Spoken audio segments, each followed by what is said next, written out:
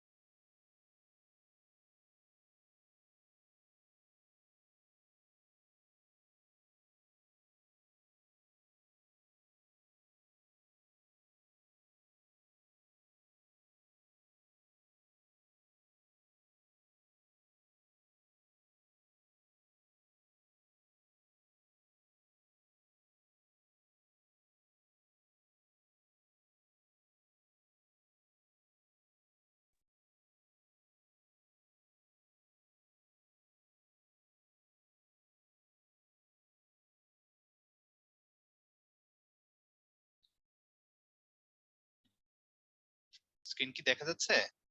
মামুন ভাই আছেন? জি ভাইয়া দেখা যাচ্ছে ভাইয়া। দেখা যাচ্ছে না? আচ্ছা। ভাইয়া আমরা তাহলে 7:10 থেকে শুরু করি। ওনাকে নামাজে আছে তো? জি, জি, জি। জি, জি। আমি এমনি চেক করে দেখলাম যে হচ্ছে জি ভাই, কিনা। আপনি ভাই একটা স্লাইডে তাহলে লিখে দেন, তাহলে অনেকে বুঝতে পারবে। আচ্ছা, ঠিক আছে। ঠিক আছে।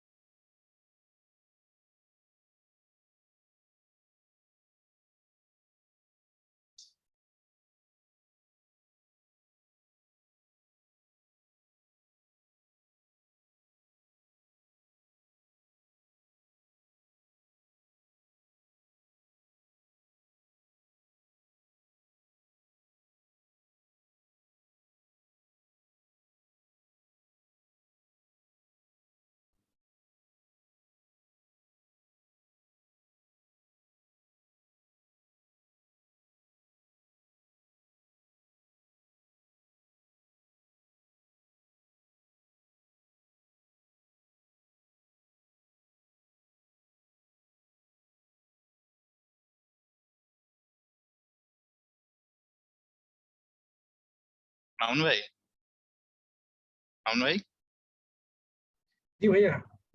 এটা কি হ্যাং হয়ে গেল নাকি? অপশন গুলো আসতেছে না যে? আচ্ছা ভাইয়া, আপনার বাম সাইডে যে অপশন গুলো আছে না, প্রথম অপশনে ক্লিক করলে ওপেন বোর্ডে চলে যাবে আপনার। ও আচ্ছা আচ্ছা, ও রাইট। জি ভাই, এখানে ক্লিক করলে চলে যাবে। এখন তো দেখা যাচ্ছে তাই না? জি ভাইয়া, দেখা যাচ্ছে এখন, সমস্যা নেই। ঠিক আছে। কিন্তু স্ক্রিনটা ভাইয়া ফুল স্ক্রিন হয় না আর কি। উপরে ফুল অনেকগুলো স্ক্রিন, উপরে অনেক। অনেকগুলো অপশন জমা হয়ে আছে আর কি। আচ্ছা আচ্ছা আচ্ছা আচ্ছা, দাঁড়ান।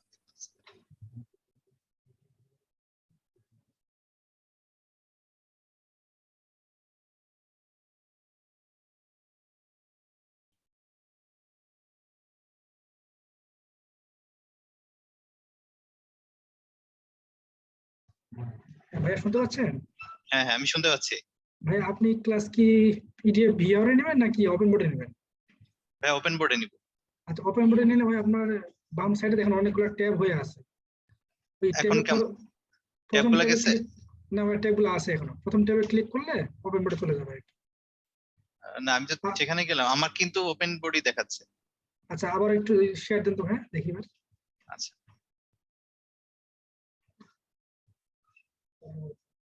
এখন আসছে? জি জি ভাই, এখন আসছে ভাই, এখন ঠিক আছে। আচ্ছা, ঠিক আছে।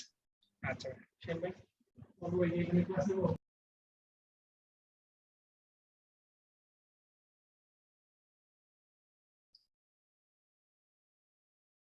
7:10 থেকে ক্লাস শুরু হবে।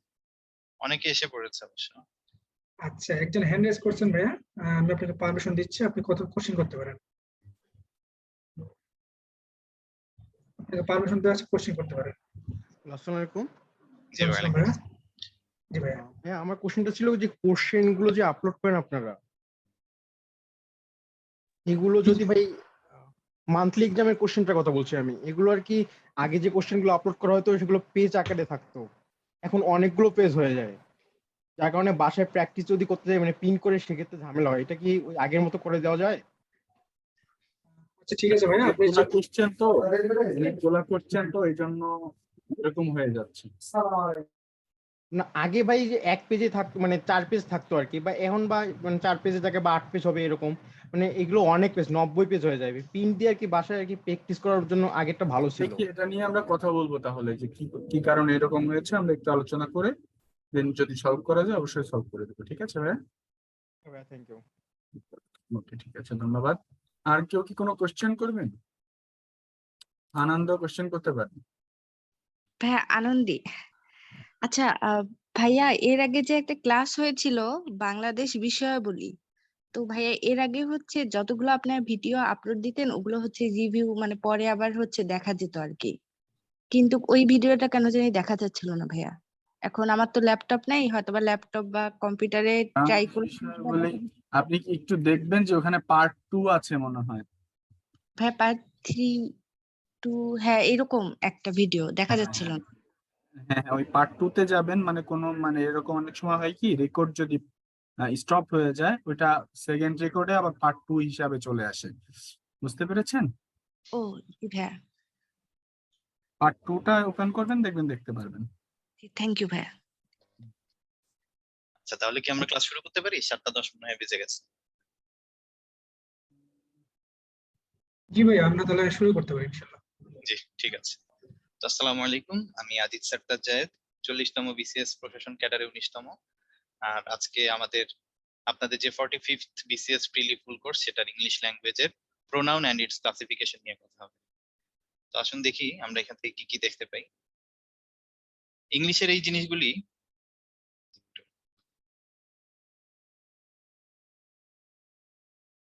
তো ইংলিশের একটা কথা বলে রাখি লেকচার শুরুর আগেই, যে ইংলিশে যে আমাদের এখানে ডেসক্রিপশন আছে, পার্টস অফ স্পিচ, এটা তো pronoun, noun, pronoun, verb, adverb, adjective, এইগুলি থিওরিটিক্যালি পড়ে রাখা ভালো। থিওরিটিক্যালি পড়ে রাখলে আপনার রিটেনেও কাজে লাগবে। রিটেনে কিন্তু সরাসরি এগুলি কখনোই কাজে লাগবে না। রিটেনে কখনো আপনাকে বলবে না যে এটা কি প্রোনাউন বা কোন টাইপের প্রোনাউন সেগুলি লিখুন, এগুলি কখনো জিজ্ঞেস করবে না। বরঞ্চ আপনাকে মানে আপনি যদি এগুলি প্রিলিতে পড়ে রাখেন, প্রিলিতে আসতে পারে, কিন্তু প্রিলিতে আসুক বা না আসুক আপনি নিজে সমৃদ্ধ হবেন। দেখবেন এমন অনেক রুলস আছে যেগুলি আপনি আগে জানতেন না, কিন্তু এটা জানার ফলে আপনার লেখার মাঝে যে উন্নয়ন সেটা ঘটবে। তাহলে দেখুন, এই যে প্রোনাউনকে বিশ্লেষণ করলে আমরা কি পেতে পারি। দেখাই যাচ্ছে এখানে প্রোনাউন হচ্ছে প্রো নাউন। নাউনের পরিবর্তে যা বসে সেটাই হচ্ছে প্রোনাউন। কারণ ভাইয়া শুনতে বারবার পাচ্ছেন? জি জি ভাই একটু ইন্টারাপ্ট করি। সেটা হচ্ছে আপনার লেখাগুলো খুব চিকন হয়ে গেছে। ওই যে উপরে আচ্ছা দেখুন লাইন নামে একটা অপশন আছে, লাইন, ওখানে মিডিল অপশনটা দিয়ে ভাইয়া। ও আচ্ছা সরি হ্যাঁ জি হ্যাঁ, থ্যাংক ইউ। তাহলে জি ভাইয়া, ঠিক আছে হ্যাঁ এখন ঠিক আচ্ছা আছে ভাইয়া। আচ্ছা। তো নাউনের পরিবর্তে যেটা বসবে সেটাই প্রোনাউন।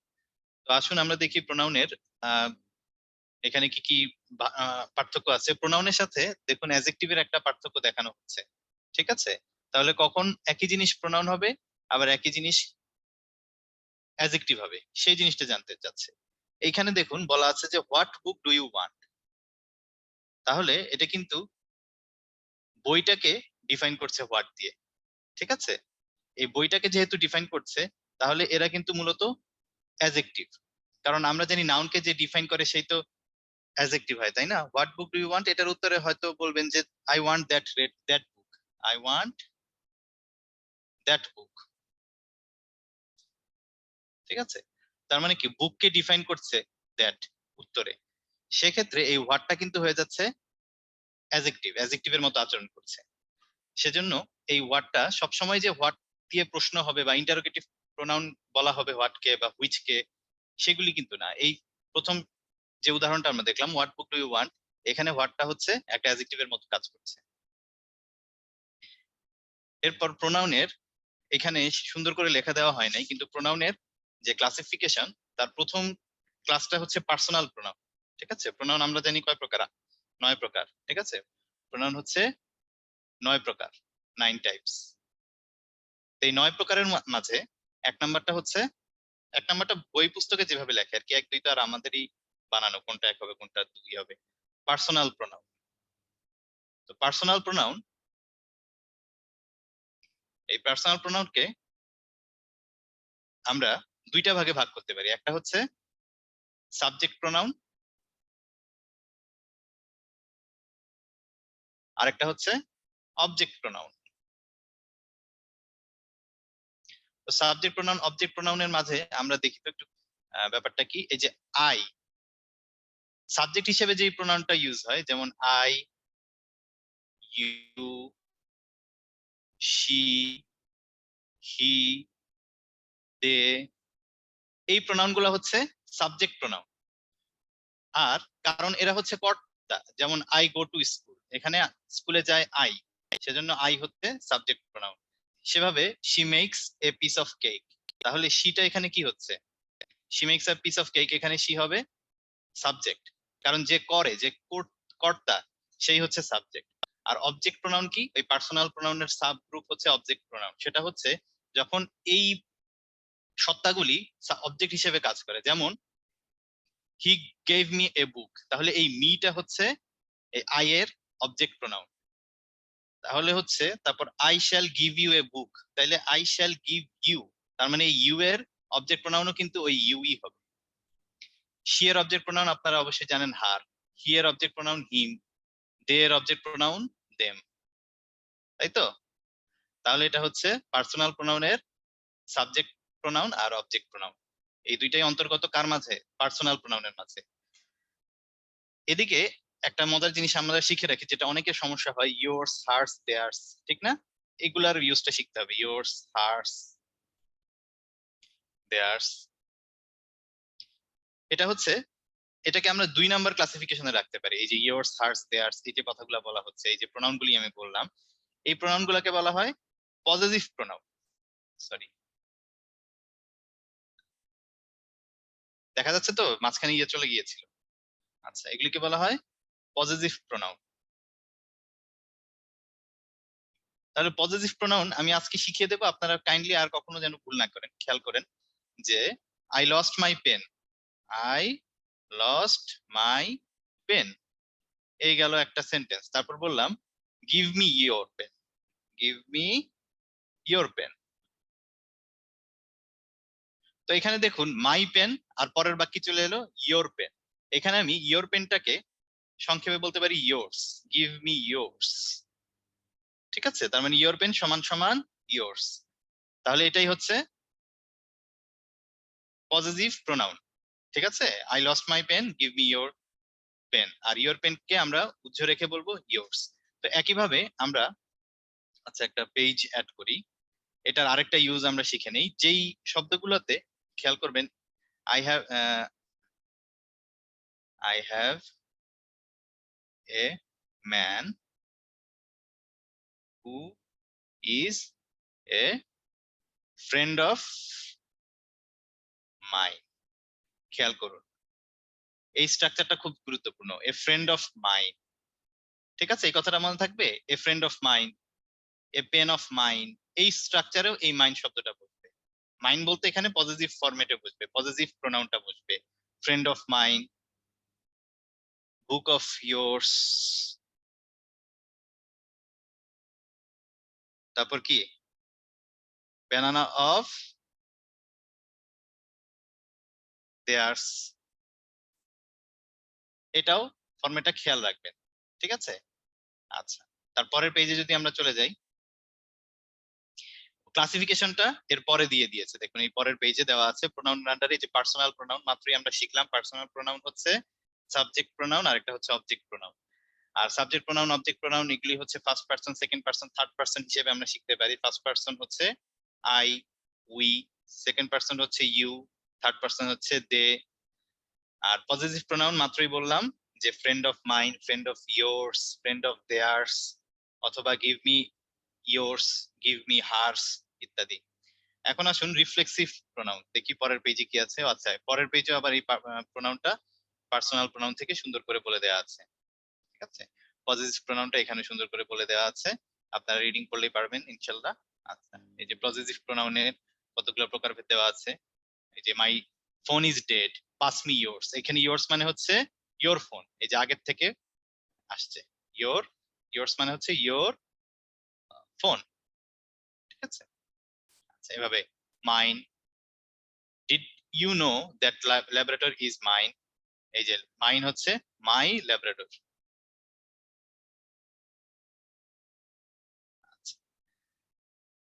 তারপর বলা আছে, আচ্ছা এই পোল প্রশ্নটার উত্তর দেন তো সবাই, এটা কি পোল চালু করা যায় মামুন ভাই? জি ভাই, আমরা লঞ্চ করে দিচ্ছি। জি একটু লঞ্চ করে দেন, কে কি বলে।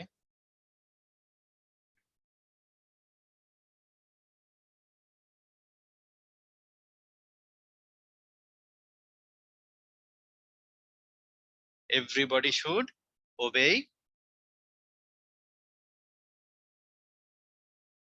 কি হবে? আচ্ছা পোলের রেজাল্ট আমি দেখতে পাচ্ছি না। আচ্ছা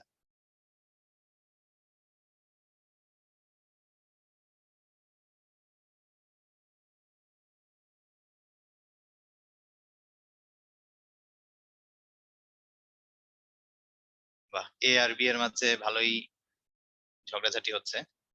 সিও এগিয়ে এসছে, দেয়ার হিজ দেয়ার।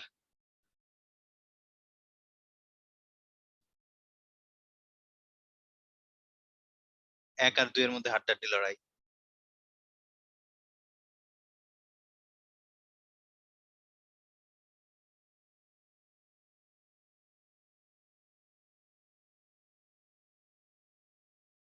দেয়ার, আচ্ছা এই প্রশ্নের উত্তরটা আমি একটু পরে দিচ্ছি, ঠিক আছে, কারণ এখন আমরা এই জিনিসটা পড়ে আসিনি, আমরা এর পরে পাবো। এই পোলের প্রথমে আপনাদেরটা জিতেছে এটা, there everybody should obey their respective duties in their own position. আচ্ছা কিন্তু আপনারা এটা তো জানেন যে এভরিবডি মানে হচ্ছে একটা গ্রুপ অফ পিপলের ইন জেনারেল একজনকে বোঝায় এভরিবডি, যদিও এটা ক্যারি করছে কোন সেন্স, প্লুরাল সেন্স, কিন্তু এটার স্ট্রাকচার সবসময় সিঙ্গুলারে বসে। ঠিক আছে, এভরিবডি শুড ওবে হিজ হবে এখানে, ঠিক আছে, কারণ সে হচ্ছে একটা প্রতিনিধি হিসেবে, একটা লার্জ অ্যামাউন্ট অফ পিপলের প্রতিনিধি হিসেবে একজনকে আমি ইনডেফিনিটলি একজনকে নিচ্ছি যে এই ব্যক্তিটা, আর এর যে শর্ত আমি আরোপ করব ওই শর্তটা এই গ্রুপ অফ পিপলের প্রত্যেকের উপর আবর্তিত হবে। তার মানে হচ্ছে এখানে উত্তরটা কি হবে, everybody should ওবে his respective duties in his own position, অর্থাৎ উত্তর হচ্ছে বি। ঠিক আছে, এর কারণটা হচ্ছে কি, কারণটা হচ্ছে এই এভরিবডি সে ফরম্যাট হচ্ছে সিঙ্গুলার, মাত্রই বললাম, তার সব ভার্ব নিবে বা অন্যান্য অবজেক্ট নেবে সিঙ্গুলার ফরম্যাটে, কিন্তু সে প্রতিনিধিত্ব করে একটা গ্রুপ অফ প্লুরালিটিস। আচ্ছা এরপরে আসুন রিফ্লেক্সিভ প্রোনাউনে। রিফ্লেক্সিভ প্রোনাউন হচ্ছে, এটা খুবই সহজ, শেষে শুধু সেলফ বসাই দিয়ে যেগুলি হয় আপনারা অবশ্যই জানেন। yourself, yourselves এই দুইটার পার্থক্য কি? আচ্ছা, একজন হাত তুলেছেন, এখনই কি আমরা প্রশ্ন নেব? না ভাই, আমরা ক্লাস শেষে কোশ্চেন নিব। আচ্ছা আচ্ছা, ঠিক আছে, ক্লাস শেষে, ঠিক আছে ভাই। জি ভাই। আচ্ছা, এই yourself আর yourselves এর পার্থক্য কি? ঠিক আছে, আচ্ছা আমরা খেয়াল করি যে সেলফ দিয়ে আসলে কি বোঝাচ্ছে। সাবজেক্ট এবং অবজেক্ট একই ব্যক্তি যদি বোঝায় তাহলে সেই ক্ষেত্রে আমরা এই সেলফ দিয়ে কাজটা সারি। যেমন আই হেট মাইসেলফ ধরুন দিলাম, আই হেট মাইসেলফ, আমি আমার নিজের প্রতি ঘৃণা পোষণ করি। তার মানে এখানে সাবজেক্টটা হচ্ছে আই মানে নিজে, আর অবজেক্টটা হচ্ছে ওই একই ব্যক্তি। ঠিক আছে, সাবজেক্টও যা, অবজেক্টও সেই। তাহলে এই ক্ষেত্রে যে প্রোনাউনটা বসবে অবজেক্টে সেটাই হচ্ছে রিফ্লেক্সিভ প্রোনাউন। এইটার একটা সুন্দর উদাহরণ হচ্ছে, খেয়াল করুন মাঝে মাঝে আমরা বুঝতে পারি না যে ভয়েসের ক্ষেত্রে সেটা পড়াইলে ভালো হতো, আমি এখনই বলে দিই। যেমন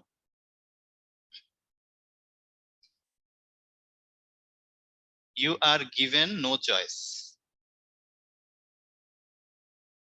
চয়েস বাই ইয়োরসেলফ। এই কথার মানে কি?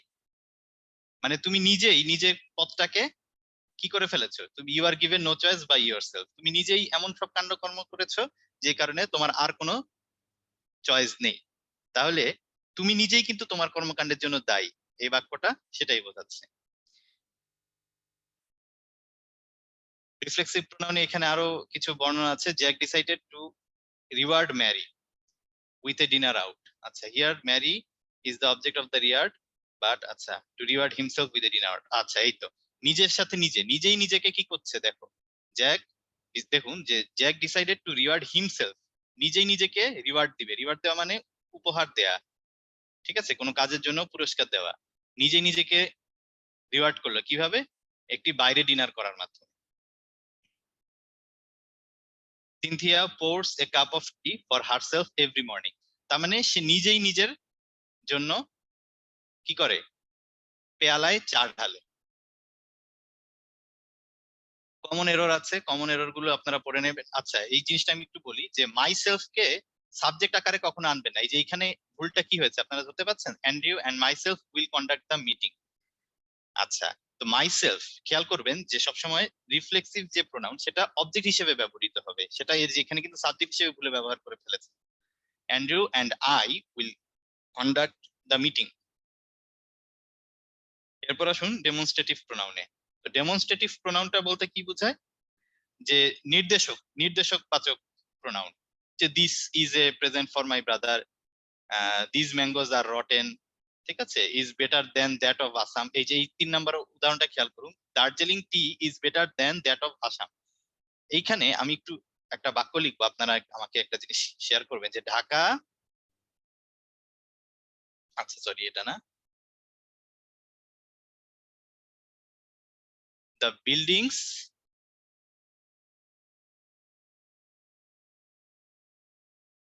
Of Dhaka is taller than Rangpur. এই বাক্যটা কি ঠিক আছে? আপনারা আমাকে একটু জানাবেন তো, কমেন্ট একটু দেখি। The buildings of Dhaka, sorry is না, আর হবে একটু প্রেপোজিশন ইয়েটা, ভার্বটা আমি ভুল লিখেছি, আর হবে। The buildings of Dhaka R trawler than Rangpur. এই বাক্যটা কি ঠিক আছে? আচ্ছা, ম্যাক্সিমামই লিখেছে না, হ্যাঁ, আচ্ছা অনেকেরই আইডিয়া ক্লিয়ার আছে। আচ্ছা, তাহলে এখানে খেয়াল করুন, এখানে সাবজেক্ট কিন্তু ঢাকা না। সাবজেক্ট কি ঢাকা? সাবজেক্ট কিন্তু ঢাকা না, সাবজেক্ট হচ্ছে ঢাকার বিল্ডিং গুলা।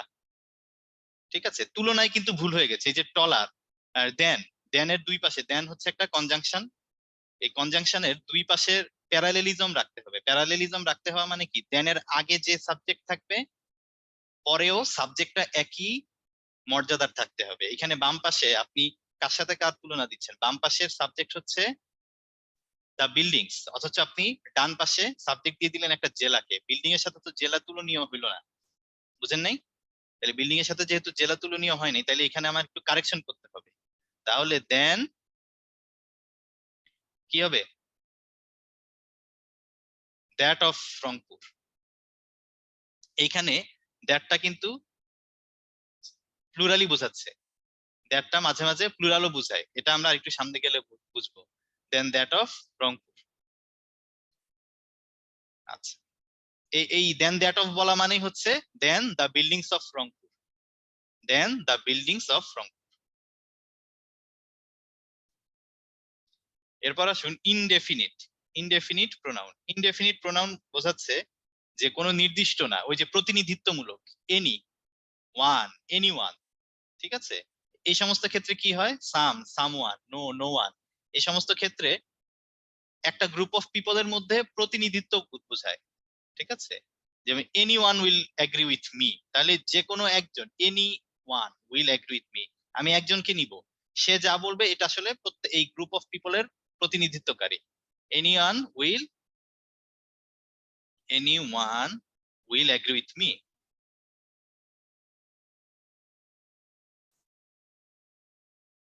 তার মানে গ্রুপ অফ পিপলের প্রত্যেকেই আসলে আমার সাথে এগ্রি করছে। Interrogative pronoun. ইন্টারোগেটিভ প্রোনাউনটা হচ্ছে যখন ওই যে আমরা ছোট্টবেলা থেকে যা শিখে আসছি যে what, when, where, how, who, whom, whose, এই যে WH প্রশ্ন। WH প্রশ্নের মধ্যে একটাই শুধু H জাতীয় প্রশ্ন, আর সব হচ্ছে WH প্রশ্ন।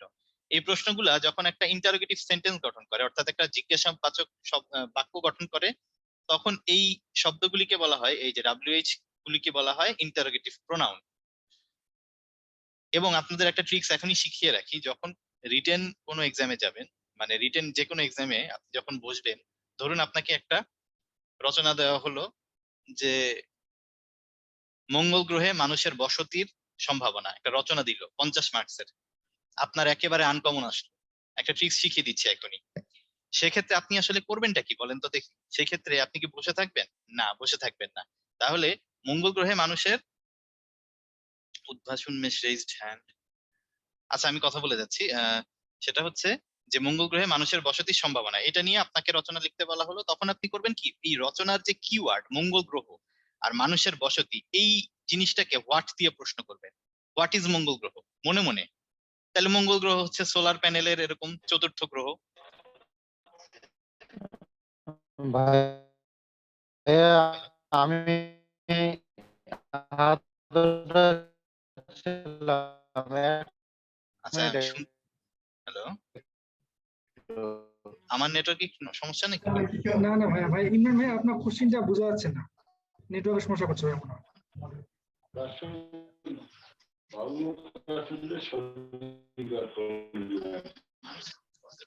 ভাইয়া আপনি একটু কাইন্ডলি Q&A তে যদি প্রশ্নটা লিখে দেন,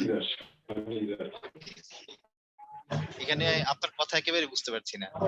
আচ্ছা আমি ভাইয়াকে বলে দিচ্ছি ভাইয়া, আপনি আচ্ছা কন্টিনিউ ঠিক করতে আছে, পারেন। আচ্ছা আপনি একটু মিউট করে দেন ভাইয়া, তাহলে মামুন ভাই একটু মিউট করে দেন, ঠিক আছে।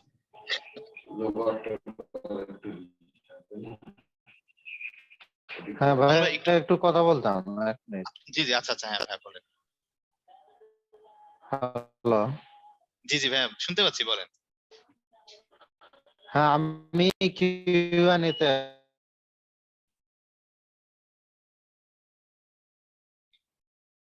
মামুন ভাই আপনি কি শুনতে পাচ্ছেন কোনো কথা?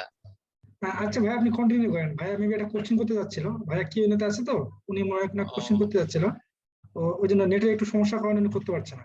আচ্ছা আচ্ছা আচ্ছা, তাহলে আমি ভাই একটু কন্টিনিউ করি, ঠিক আছে? জি জি জি ভাই ইনশাআল্লাহ। আচ্ছা, তাহলে ওই যে যেটা বলছিলাম যে একটা আননোন যদি আপনার রচনা আসে, তাহলে বারবার শুধু কি করতে হয়, এই প্রশ্নগুলো নিজেকে করে করে যে উত্তরগুলি পাবেন ওইগুলি ধারাবাহিকভাবে লিখে যেতে হয়।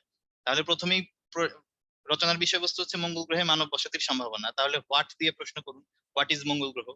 হ্যাঁ, তাহলে উত্তর লিখবেন যে মঙ্গল গ্রহ হচ্ছে এই যে আমাদের সৌরজগতের চতুর্থ গ্রহ। কোয়েন, যে মঙ্গল গ্রহে কখন থেকে মানব বসতির সম্ভাবনা দেখা দিয়েছে, এই যে মধ্য 50-এর দশক থেকে গত শতাব্দীর ফায়ার। কোথায় কোথায় এটা নিয়ে মঙ্গল গ্রহ নিয়ে কাজ হচ্ছে, এই যে চায়না, রাশিয়া, USA, এই সমস্ত যে স্পেস গুলি আছে, স্পেস কি বলবো রিসার্চ সেন্টার গুলি আছে, সেখানে আমাদের মঙ্গল গ্রহ নিয়ে রিসার্চ হচ্ছে এবং ওইখানে পানি পাওয়ার সম্ভাবনার ভিত্তিতে মানব বসতি স্থাপন হলেও হতে পারে। হাউ, এই যে কিভাবে কিভাবে মঙ্গল গ্রহে মানব বসতি স্থাপিত হবে। তো কিভাবে হবে লিখবেন যে মানব বসতি স্থাপনের জন্য অক্সিজেন দরকার, অক্সিজেন সাপ্লাই লাগবে, তো ওই অক্সিজেন কিভাবে আসবে সেটা নিয়ে একটা ব্যাখ্যা দিলেন। তারপর খাবার দাবার ইয়ে করতে হবে, কি বলে এটাকে, রিসাইক্লিং পদ্ধতিতে যেন খাবার দাবার উৎপাদিত হতে পারে, শুধু খেলেই তো হবে না, ওইখানেই উৎপাদন করতে হবে, মাটি দরকার।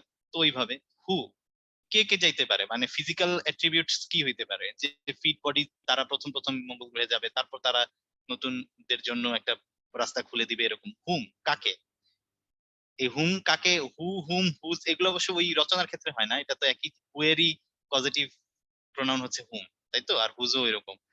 প্রথম এই 5টা দিয়ে আসলে কাজ করতে হয়। তারপর হোয়াই আছে আরেকটা, আরেকটা হচ্ছে হোয়াই, কেন আমরা মঙ্গল গ্রহে মানব বসতি গাড়তেই যাব।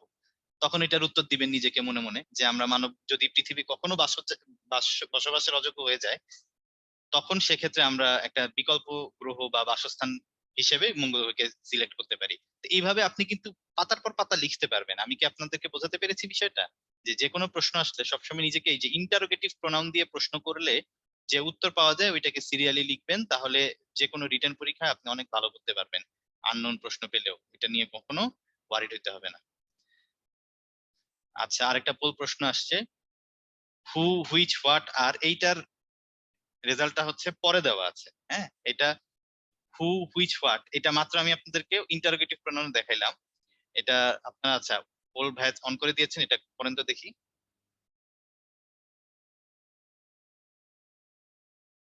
এই প্রোনাউন ইয়েটা কাইন্ডলি সবাই একটু পোলে অংশ নেন, যদি এই পোলটা কিন্তু পড়ানো হয়নি এখনো। ও যাক, আলহামদুলিল্লাহ সবাই পেরেছেন 100%।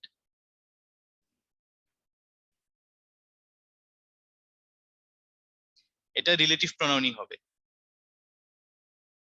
ঠিক আছে। আচ্ছা পোলটা অফ করে দেন, সমস্যা নেই। হ্যাঁ না, সবারই আইডিয়াটা ভালো, যদি এখনো পড়াই নেই, পোল প্রশ্নটা আগেই চলে আসছে। যদি অপশনে ইন্টারোগেটিভ প্রোনাউন থাকতো তাহলে কিন্তু একটা মুশকিল হয়ে যেত, কারণ এই হোয়াট হু হুম এগুলো কিন্তু এই যে যা বলেছি এগুলা ইন্টারোগেটিভ প্রোনাউন হিসেবে ব্যবহৃত হবে যদি সেন্টেন্সটা ইন্টারোগেটিভ সেন্টেন্স হয়, আর এই একই সেন্টেন্স যদি এটা ডেসক্রিপটিভ সেন্টেন্স হয়ে যায় তখন ওটা রিলেটিভ প্রোনাউন হয়ে যায়।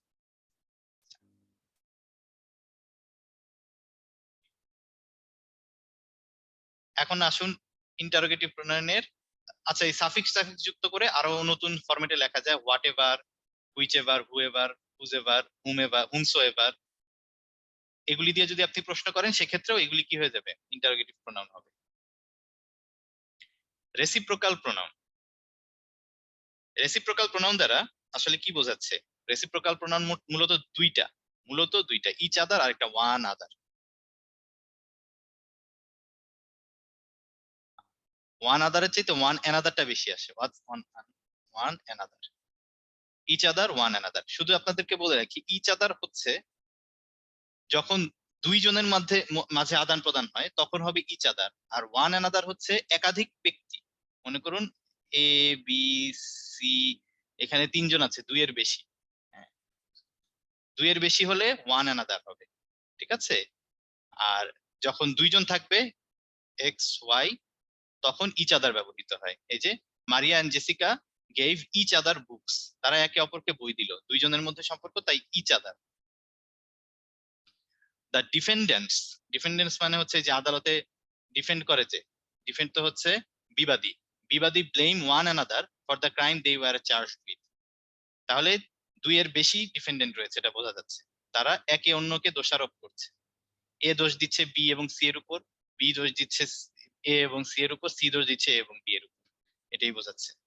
তাহলে আসল কথা হচ্ছে ইচ আদার হবে দুইজনের ক্ষেত্রে তুলনায় আদান প্রদানে, আর ওয়ান অ্যানাদার ব্যবহৃত হবে এক দুইয়ের বেশি, 3 4 5 এরকম, এই ক্ষেত্রে আদান প্রদান। তো প্রিভিয়াস ইয়ার এর কিছু কথা বলা আছে প্রশ্ন, এই প্রশ্নগুলা সলভ করা আমি কি করে দিব নাকি আপনারা প্র্যাকটিসের জন্য রেখে দিব? আচ্ছা এই পেজটা করেন তো দেখি, এখানে কি হবে, হু ইজ দ্যাট, এখানে আমি একটু বলি, আমার মনে হয় আমরা আগে লেকচারটা শেষ করি, এটা আপনাদেরকে আমি হোমওয়ার্কের জন্য রেখে দিচ্ছি কারণ অনেক বড় লেকচার। আচ্ছা, প্র্যাকটিস কোশ্চেন, এরপর আসুন ডিস্ট্রিবিউটিভ প্রোনাউন। তো ডিস্ট্রিবিউটিভ প্রোনাউনের ক্ষেত্রে আমরা কি বুঝতে পারি, ডিস্ট্রিবিউটিভ প্রোনাউন হচ্ছে ওই যে ইচ, আইদার, নাইদার, অর্থাৎ একটা গ্রুপ অফ পিপলের মধ্য থেকে কাকে নেওয়া হবে, each one of them, either you or they, neither they or Hasan. এখানে একটা ভার্বের ব্যাপার আপনারা জানেন কিনা, either you or they.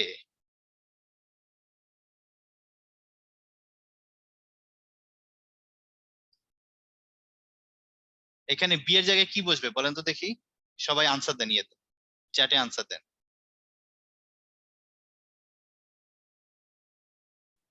Chat বক্সে দেখি আনসার দেন, কি কে কি লিখছেন।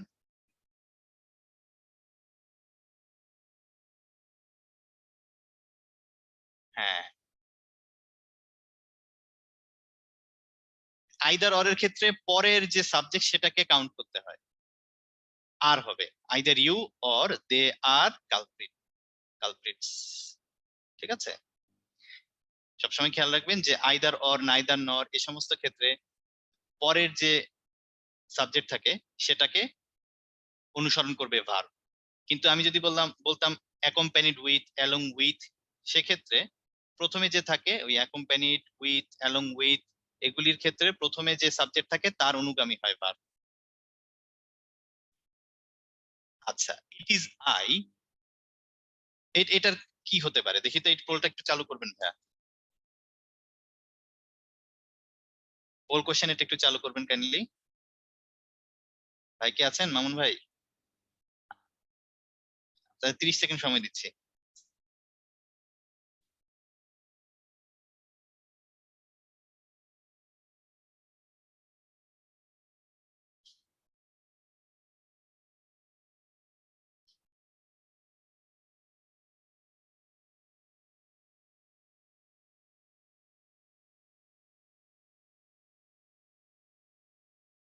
আচ্ছা, পোলটা ক্লোজ করে দেন।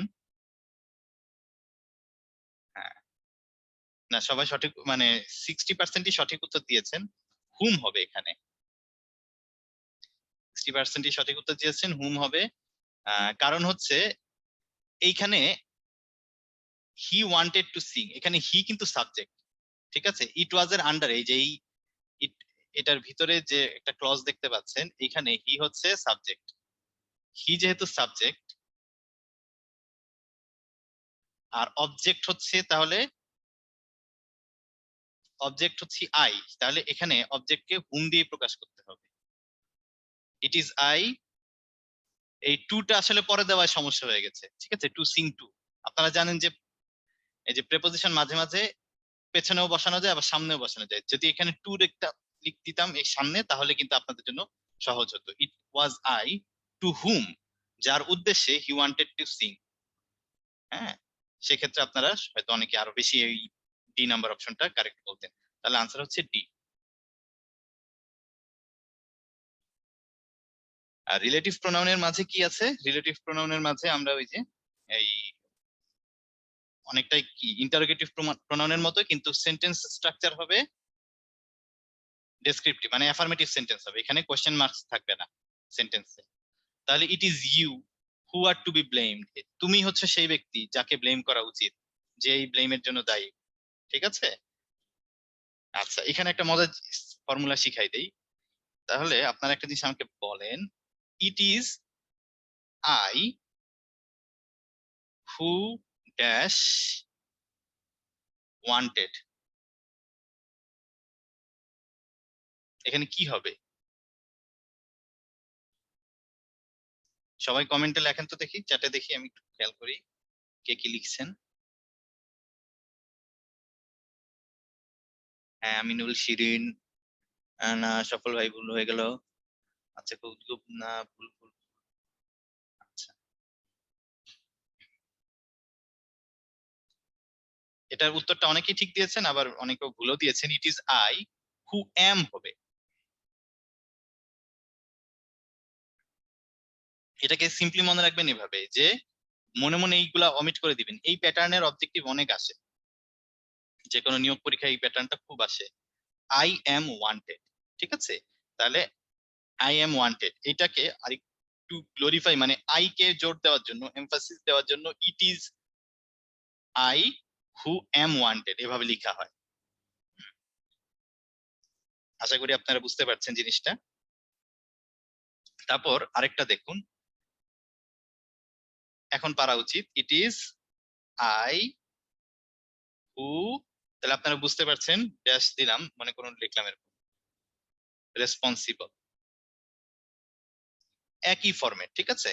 তাহলে it is I who am responsible হবে, ঠিক আছে, কারণ মনে মনে চিন্তা করবেন আই এম রেসপন্সিবল। এখানে খেয়াল করুন এই যে এই ক্লজটা রয়েছে, এই যে একটা ক্লজ আপনি দেখতে পাচ্ছেন, এই ক্লজটা হচ্ছে I who am responsible, it is I who am responsible, এই যে ক্লজটা শুরু হচ্ছে এইখান থেকে। এই বাক্যটাই আমি যদি এভাবে লিখি, একটু খেয়াল করুন, এখন আসল ইয়ে শুরু হবে, ইট ইজ আই অথবা মি, আপনারা বলবেন কোনটা, টকিং। এখানে কি আই হবে না মি হবে? একটু কমেন্ট করুন তো দেখি, ইট ইজ আই টকিং অথবা ইট ইজ মি টকিং।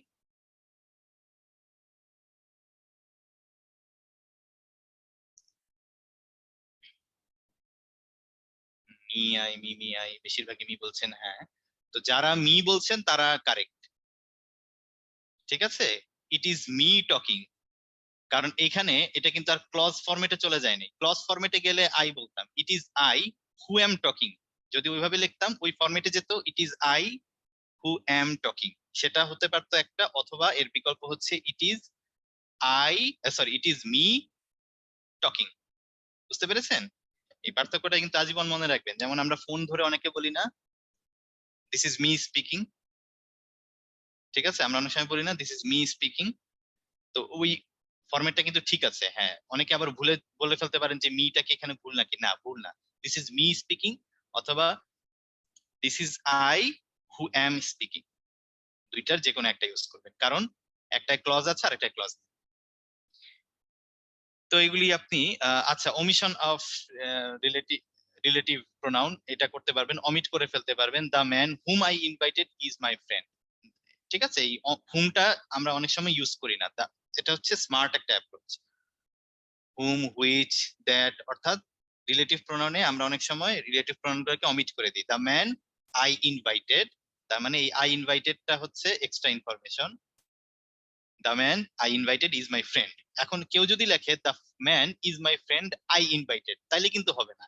এই জিনিসটা ওই হুমের পরের অংশটা ওই ম্যানের পরপরই বসাইতে হবে, the man I invited is my friend, ঠিক আছে। আচ্ছা, তো এটা আসলে এরকম বুঝাই বুঝাই বলার কিছু নেই, অনেক সময় প্র্যাকটিস করতে করতে হয়ে যায়। The girl I saw is my friend, ঠিক আছে, এই যে এরকম আর কি। এটার মধ্যে একটা অ্যাম্বিগুইটির ব্যাপার আছে, রিলেটিভ প্রোনাউনের মধ্যেই চলে আসুন। রিলেটিভ প্রোনাউন কিন্তু কার মতো, ইন্টারোগেটিভ প্রোনাউনের মতোই দেখতে, চেহারা একই কিন্তু ইউজ আলাদা। হ্যাঁ, the boy saw a dead man who was walking. আচ্ছা, তাহলে এই হু ওয়াজ ওয়াকিংটা কাকে নির্দেশ করছে? ব্যবহার ভুলজনিত কারণে ডেড ম্যানকে নির্দেশ করে ফেলছে। তাহলে কি মৃত ব্যক্তি কখনো হেঁটে যেতে পারে? এটা তো আর হতে পারে না। হ্যাঁ, সেই ক্ষেত্রে এই রিলেটিভ প্রোনাউন দিয়ে শুরু যে ক্লজটা সেটাকে বসাইতে হবে নিকটতম স্থানে, অর্থাৎ যাকে বোঝাচ্ছে তার কাছে বসাইতে হবে। The man was walking, actually sorry, the boy was walking and while he was walking he saw a dead man. ব্যাপারটা হচ্ছে এরকম। সেক্ষেত্রে এটাকে কি বসাইতে হবে, হু ওয়াজ ওয়াকিংটাকে আনতে হবে দ্য বয়ের পরপরই। The boy who was walking, এই যে হু ওয়াজ ওয়াকিং, তাহলে সে তার ইমিডিয়েট আগের ছেলেটাকে, সাবজেক্টকে ডিনোট করছে। একটা ছেলে হেঁটে যাওয়া কালে লাশ দেখতে, হুএভার কামস, হুইচ এভার, এটার মানে কি, যে কেউই আসুক সে স্বাগত, আমরা স্বাগত জানাবো। Take whichever you like, অর্থাৎ অনেকগুলি অপশন আছে, তার মধ্যে যেটা ইচ্ছা সেটা নিয়ে যাও, হুইচ এভার, যেটা ভালো লাগে সেটাই তোমার, ঠিক আছে। I will do this what ever, এই যে এস দিয়ে দিছে ফুলে, এখানে হোয়াট এভার মে হ্যাপেন, যা ইচ্ছা তাই ঘটুক আমি এই কাজটা করব, এটাও রিলেটিভ প্রোনাউন এগুলা। আচ্ছা, পোলটা চালু করেন দেন তো ভাই, মামুন ভাই একটু পোলটা চালু করেন।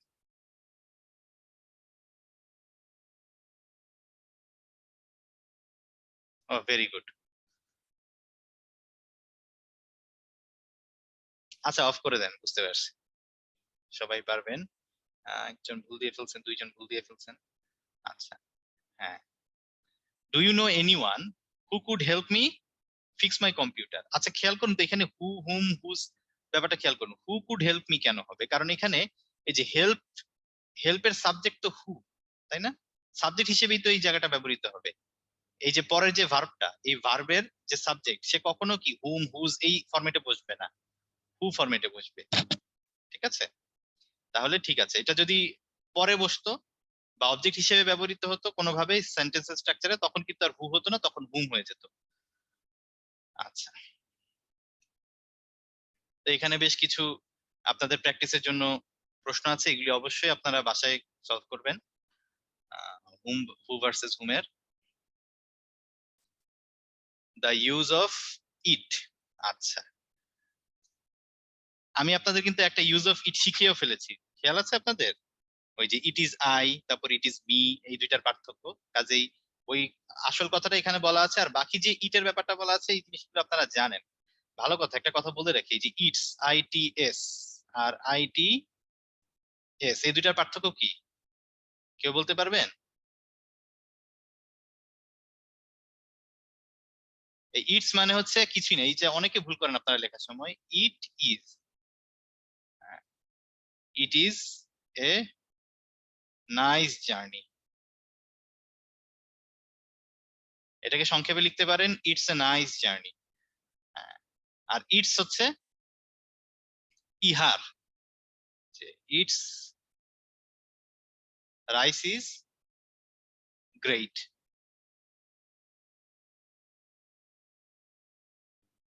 কোন একটা জায়গার নাম আগে আলোচনা করব, ঠিক আছে? যেমন Barishal is a wonderful place, তারপর হচ্ছে ইটস মানে বরিশালের, ইটস হচ্ছে ওই যে পজিটিভ অ্যাডজেক্টিভ হয়ে, সরি পজিটিভ প্রোনাউন হিসেবে কাজ করছে এখানে, ইটস রাইস ইজ গ্রেট।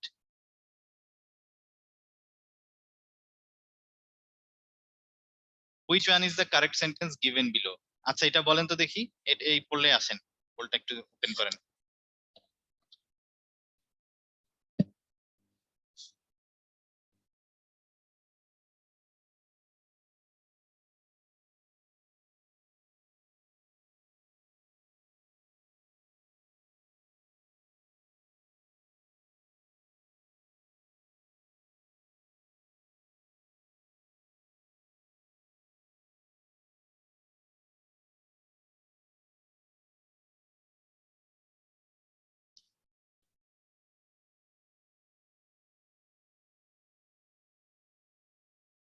উম, আচ্ছা থামাই দেন, থামাই দেন, কারণ এটা নিয়ে অনেক কোশ্চেন আছে। ইংলিশ আর বাংলায় এটার কিন্তু দুই রকম।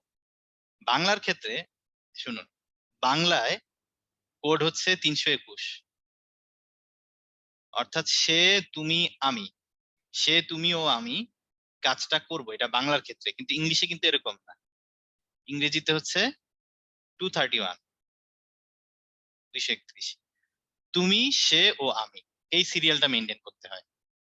তাহলে উত্তরটা আপনারা নিশ্চয়ই পাচ্ছেন, ইউ দিয়ে শুরু হবে। এখানে কে কোনটা? 2 1 3, তাহলে এটা বাদ হবে না। 3 2 1 বাদ, 1 2 3 এটাও বাদ, তাহলে 231 এখানে নাই। আচ্ছা আমি ভেরি সরি, এখানে তো এই ফরম্যাটটাই দেওয়া নাই। এই ফরম্যাটটা যেহেতু দেওয়া নাই, হুম, 231 যেহেতু ফরম্যাটটা দেওয়া নাই, সেহেতু রাইট আনসার এটা নিতে পারেন, কিন্তু আমি প্রেফার করব যে আনসারটা স্কিপ করে যাবে, কারণ ইংলিশে সবসময় 231 ফরম্যাটে থাকে। এখানে প্রশ্ন সেটে হয়তো ভুল হয়েছে, তারপরও মনদের ভালো হবে 321, 231 না থাকে, কারণ বাংলায় যেহেতু আমরা 321টা ফলো করি। ঠিক আছে, কাজে আনসারটা বি দিলে ভালো, তবে আমি সাজেস্ট করব। ও আচ্ছা সরি, সি এ তো গিলটি। আচ্ছা, এটার একটা ব্যতিক্রমী আছে, আমি ভেরি সরি যে আমার আরেকটু ক্লিয়ার করে বলা উচিত ছিল আপনাদেরকে। ইংরেজিতে এটা হচ্ছে নর্মাল, নর্মাল প্যাটার্নে, কোনো ক্রাইম বা এরকম কিছু না, নর্মাল প্যাটার্নে 231। আর যখন ক্রাইম কনফেশন ব্যাপার হবে, ক্রাইম কনফেশনের ব্যাপার হবে, তখন একটা মজার ব্যাপার হবে। ক্রাইম কনফেশনের ব্যাপারে এই প্যাটার্নটা হবে 123 1 2 3। এখানে দেখুন এই যে সি নাম্বারে কিন্তু একটা গিলটি কথাটা বলা আছে, ক্রাইম কনফেশন। তাহলে সঠিক উত্তর হচ্ছে সি, বি না। আমি এক্সট্রিমলি সরি, আমি ওই প্রশ্নটা ওইভাবে খেয়াল করতে পারি নাই। ঠিক আছে, আপনারা আশা করি মাথা রাখতে পারবেন। আচ্ছা, তারপরের পেজে যাই। তাহলে সঠিক উত্তর হচ্ছে সি, কারণ এটা ক্রাইম কনফেশন, আর ক্রাইম কনফেশনের ক্ষেত্রে ইংরেজিতে 1 2 3 এইভাবে পার্সোনা সাজাতে হয়। এগুলো আপনারা পারবেন। ওই 231 থেকে আস্তে আস্তে কেটে দিবেন। 231 থেকে 231 ফরম্যাটে কে কি আছে, ইউ অ্যান্ড আই, তাহলে 2 এর পরেতে 1, তাহলে এটা ঠিক আছে। You, he and I, is কেন হবে? ঠিক আছে, are going to study tomorrow, you, he and I are going to study tomorrow হবে। এই যে একটু ভুল আছে এখানে, ইজ হবে না, আই আর হবে। তাহলে এই যে 231 ফরম্যাটে আছে, কিন্তু ওই যে অ্যাডমিটিং ফলস এর ক্ষেত্রে প্যাটার্নটা একটু চেঞ্জ হয়ে যাবে, 1 2 3 হয়ে যাবে, এই যে পরে বলা আছে।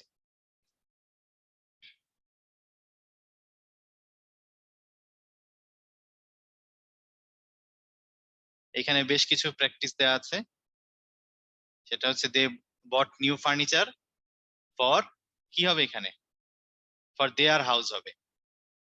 আচ্ছা, এগুলো বেশ সহজ সহজ আছে, আপনারা বাসায় এগুলি প্র্যাকটিস করে সলভ করে ফেলবেন, তাহলে আইডিয়া কনসেপ্ট ক্লিয়ার হয়ে যাবে আপনাদের।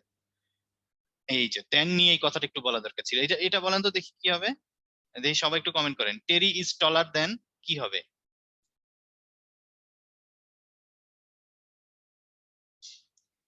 টেরি ইজ টলার দেন কি হবে বলুন,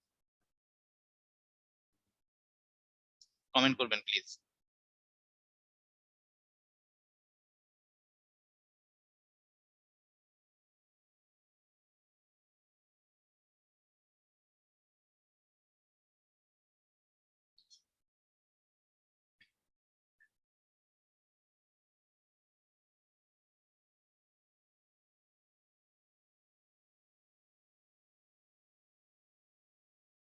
আচ্ছা, সবাই কমেন্ট করেছেন অনেকে। আমি বলি যে এখানে অনেকে মিটা বসাচ্ছেন, কিন্তু মি কিন্তু হবে না। ঠিক আছে, টলার দেন, এই দেনটা হচ্ছে, এই ভুলটা কেন হচ্ছে আপনাদের একটু ক্লিয়ার করে দেই, এটা একটু খেয়াল করবেন। দেন ইজ নট এ প্রেপোজিশন, এটা কিন্তু প্রেপোজিশন নয়। দেন কিন্তু প্রেপোজিশন নয়, কিন্তু আপনারা প্রেপোজিশনের মতো ট্রিট করে একে এরপরে আপনারা মি বসাচ্ছেন। যেমন এখানে যদি টু মি, আমরা এই ফরম্যাট শিখছি না, he threw a ball to me.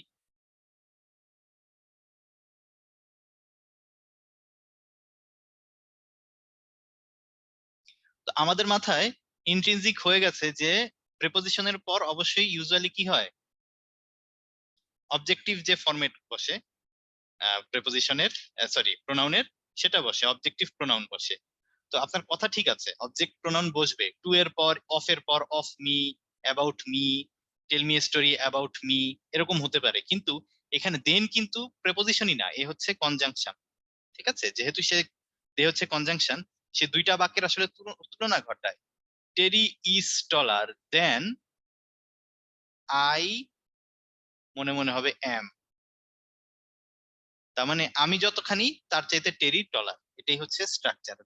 দেনের ক্ষেত্রে এটা খেয়াল রাখবেন, Terry is taller than I ব্র্যাকেটে এম, মানে এম দিলেও পারেন, না দিলেও চলবে। এই একই ক্ষেত্রে শিও কিন্তু correct, Terry is taller than she ব্র্যাকেটে মনে মনে ইজ। ঠিক আছে, এটা খেয়াল রাখবেন। এই কারণটা হচ্ছে দেন কি, দেন হচ্ছে কনজাংশন, এ প্রেপোজিশন না, কাজে এটাকে ওইভাবেই ট্রিট করতে হবে। এই প্র্যাকটিস গুলো আপনারা করে নিবেন, অনেকগুলো প্র্যাকটিস কোয়েশ্চেন আছে। এরপর ভোকাবুলারি শুরু হয়েছে।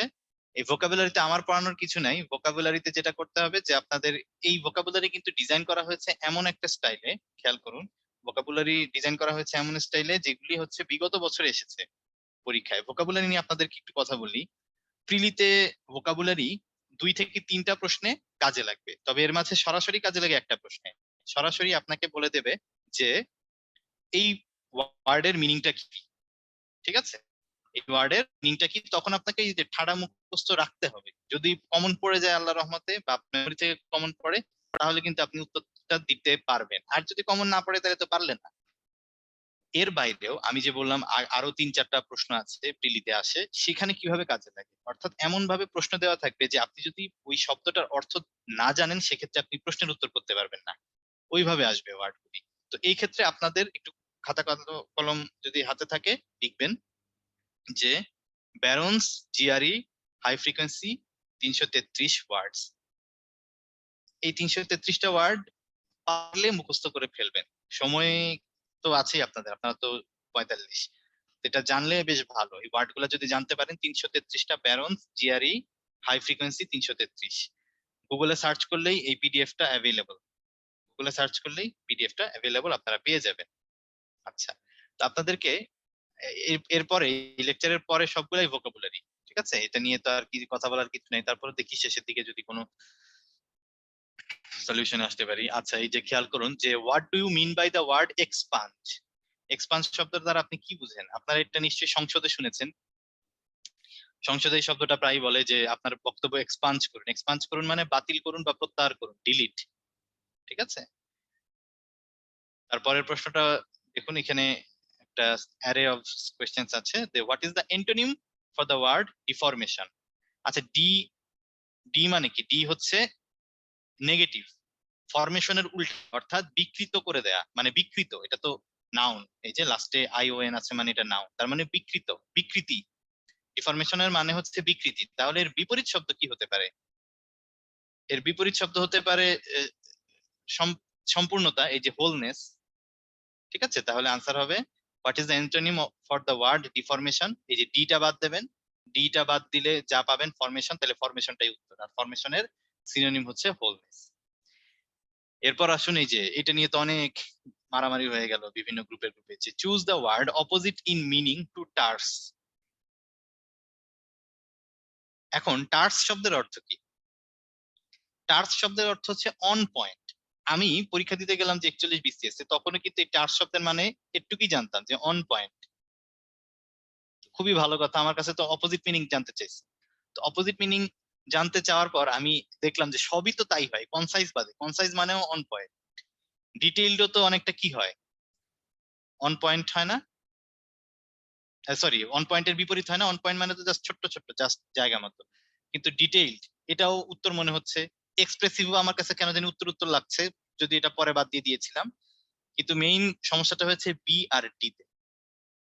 পার্সোনালি আমি এখনো উত্তরটাকে মনে করি ডি, কিন্তু অনেকে আবার উত্তর বি বলে। কিন্তু আপনারা এই ডেসক্রিপটিভটাই বলতে পারেন এই কারণে যে অন পয়েন্ট বোঝাচ্ছে কি, বা টার্স বলতে আসলে কি বোঝায়, যে শর্ট নোট করে রাখি না আমরা?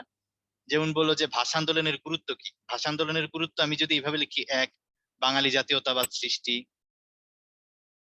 ঠিক আছে, জাতীয়তাবাদ সৃষ্টি। 2 হচ্ছে রাষ্ট্রভাষার মর্যাদা লাভ। এই যে এই বুলেট পয়েন্ট আকারে লিখছি, এটা হচ্ছে টার্স। কিন্তু এখানে কোলন দিয়ে যদি আমি ওই বিভিন্ন বর্ণনা দিই যে 1956 সালে পাকিস্তানের সংবিধানে বাংলাকে অন্যতম, উর্দুর পাশাপাশি রাষ্ট্রভাষার মর্যাদা দেয়া হয়েছে, তাইলে ওইটা কি আসলে ডেসক্রিপশন দিচ্ছি না আমি? ঠিক আছে? তো এই সেন্সে টার্সের বিপরীত ডেসক্রিপটিভটাই আমার কাছে মোর অ্যাকিউরেট লেগেছে।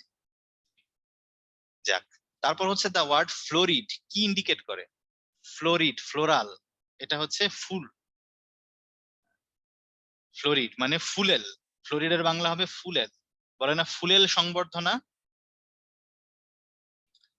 তাহলে হবে ফ্লোরিড ওয়েলকাম বা ফ্লোরিড গ্রিটিংস।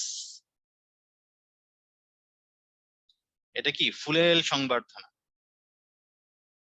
ফ্লোরিড গ্রিটিং মানে ফ্লাওয়ারের অ্যাডজেক্টিভ হচ্ছে ফ্লোরিড। তারপরে দেখুন এই যে দা ওয়ার্ড কুলিনারি, এটার মানে আপনারা না জানার কিছু নেই, অবশ্যই জানেন যে কুলিনারি এটা কোত্থেকে আসছে, কুকিং। যেহেতু আমি এটা ধরে নিলাম যে আপনারা প্রিভিয়াস ইয়ারের কোশ্চেন সলভ করেছেন, সে কারণে আমি কথাটা বললাম। আপনাদের কেউ যদি ওয়ার্ডটার মানে না জানেন সেক্ষেত্রে আবার মন খারাপ করবেন না, ঠিক আছে? তো কুলিনারি এই শব্দটা কোন রিলেটেড? রান্নাঘর বিষয়। এটা আমি জেনেছিলাম ডিসকভারি চ্যানেলে একটা প্রোগ্রাম হতো, কুলিনারি এশিয়া। সেখান থেকে এই যে রান্না, ওইখানে রান্নার বিভিন্ন আইটেম দেখাতো, কাজে আমি বুঝে ফেলেছিলাম যে কুলিনারি শব্দটা আসলে রান্না রিলেটেড বোঝাচ্ছে। তারপর হচ্ছে select the word that is the most closely opposite in meaning to the capitalized word deleterious. হ্যাঁ, deleterious এইটা মানে কি? ডিলিট করে দেয় যে, মানে হার্মফুল। তাহলে এর বিপরীত কি হবে? হার্মলেস। আচ্ছা, আজকে লেকচার এত তাড়াতাড়ি শেষ হয়ে গেল, তারপর আমি আপনাদের একটা জিনিস শিখাচ্ছি, পেজ আমি অ্যাড করি। আপনাদেরকে একটা জিনিস আমার শেখানোর ইচ্ছা আছে, সেটা হচ্ছে বাট।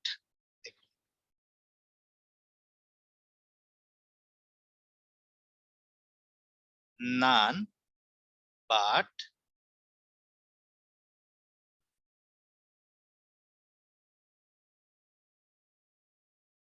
এটার উত্তরটা একটু বলেন তো আমাকে, বলে এই সরি বলতো না চ্যাটিং এ। তবে তার আগে এই যে এখনই কারেন্ট চলে যাবে আমাদের, আপনাদেরকে 5 মিনিটের আমি রেস্ট দেব।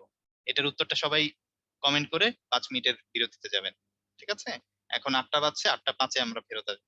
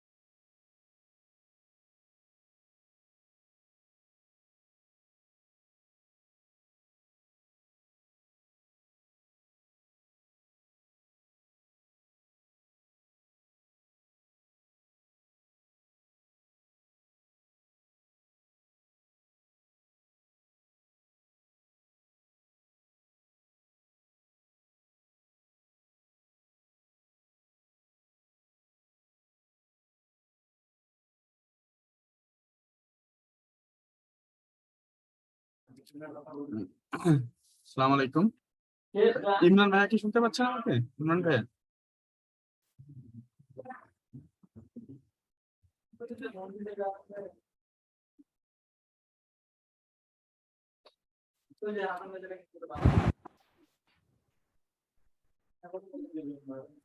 হ্যাঁ ইমরান ভাইয়া, হ্যাঁ শুনতে পাচ্ছি ভাইয়া। আপনি তো একটু চেয়েছিলেন শেয়ার হ্যাঁ করতে একটু হবে। সময় চেয়েছিলাম, জি থ্যাংক ইউ। যথেষ্ট সময় আছে ভাইয়া হাতে, আপনি সময় নিতে পারেন, সমস্যা নেই।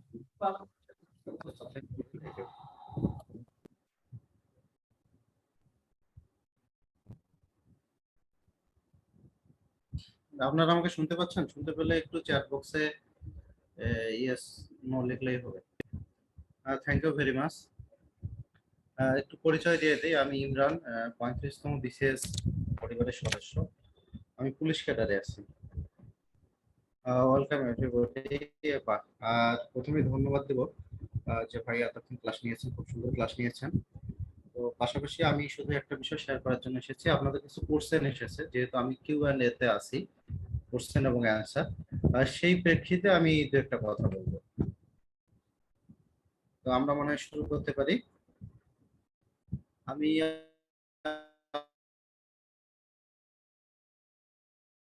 আপনাদের কিউ&এ গুলোতে আসছি, দুইটা কোশ্চেন রিপিটেডলি আসছে, একটি হচ্ছে হু এবং হোম, আর আরেকটি এটার ব্যবহারটা। আর অনেকেই প্রথমে একটা উদাহরণ এসেছিল, the roads of Dhaka are bigger than, এরকম ওই কোশ্চেনটা থেকে কিছু কিউ&এ তে কোশ্চেন আসছে। তো আমি আশা করি যে আলোচনা করলে আপনারা সবাই বিষয়গুলো ক্লিয়ার হতে পারবেন। আমি স্ক্রিনটা একটু শেয়ার দিচ্ছি। আমার মনে হয় যে আপনাদের আরো যদি কোনো কোশ্চেন থাকে, আমাদের যে কিউ&এ আছে রয়েছে, সেখানে আপনারা লিখতে পারেন, আমি চেষ্টা করবো আপনাদের উত্তরগুলো ঠিক মতো দেওয়ার জন্য।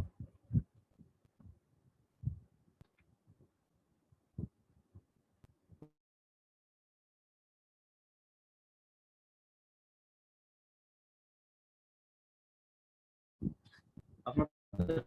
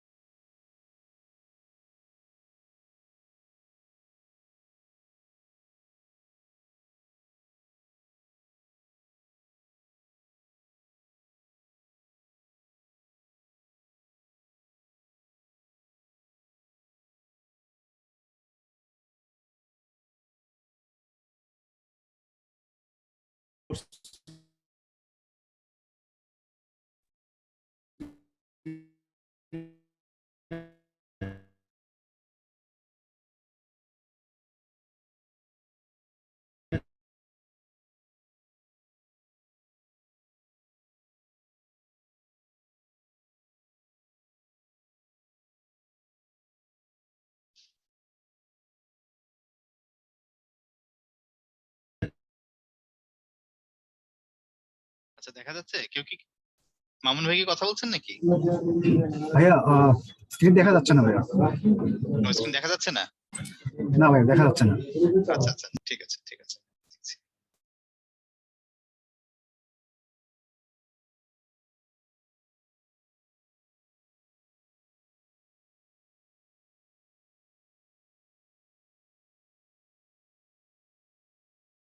এখন দেখা যাচ্ছে? জি ভাইয়া এখন দেখতে পাচ্ছি। আচ্ছা ঠিক আছে, তাহলে আমি একটু আগে ব্রেক দিয়েছিলাম, ব্রেকের আগে বলেছিলাম এই বাটের ব্যবহার নিয়ে কিছু কথা বলতে হবে। তো এখানে কে কি কমেন্ট করেছেন একটু দেখি। ও আচ্ছা, ওই কমেন্টগুলি কি চলে গেছে?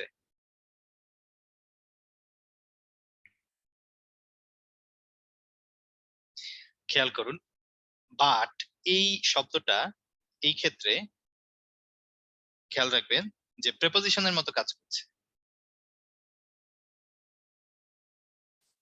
বাট শব্দটা প্রেপোজিশনের মতো কাজ করছে। তাহলে মনে মনে রিপ্লেস করে নিবেন যে উইদাউট কিংবা এক্সক্লুডিং এই শব্দগুলি দিয়ে নিজেকে প্রশ্ন করবে না।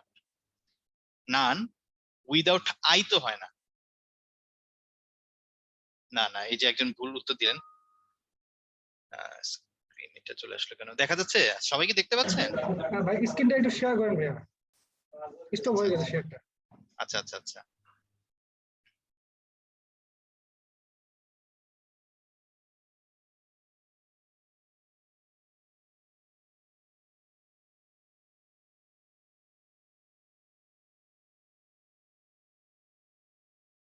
দেখা যাচ্ছে? এবার দেখা যাচ্ছে। আচ্ছা আচ্ছা, তাহলে এখানে বাটটা কিন্তু এই যে অনেকে ডান বাট আই বলছেন, কিন্তু দেখুন বাট হচ্ছে এখানে প্রেপোজিশন। মনে মনে ধরে নিবেন উইদাউট দিয়ে রিপ্লেস করে নিবেন, যদিও সরাসরি এটা রিপ্লেসমেন্ট উইদাউট বলা যায় না। ঠিক আছে, তাহলে উইদাউট এর পরে কিন্তু আই হয় না, উইদাউট এর পর মি হয়। সেক্ষেত্রে মনে রাখবেন নান বাট আই কিন্তু হবে না, উত্তরটা হবে none but me. none but me can help you। ঠিক আছে, এই এই জিনিসটা আপনাদেরকে জানানোর দরকার ছিল। তারপর আরেকটা এই ধরনের উদাহরণ আপনাদেরকে একটু শিখিয়ে রাখা উচিত, সেটা হচ্ছে বিটুইন। তাহলে the secret must stay between you and me নাকি I? দেখি বলুন তো, দেখি এখানে কি হবে। সবাই একটু কমেন্ট করবেন kindly. The secret must stay between you and me হবে নাকি I হবে? কাইন্ডলি সবাই একটু কমেন্ট করবেন। me I me।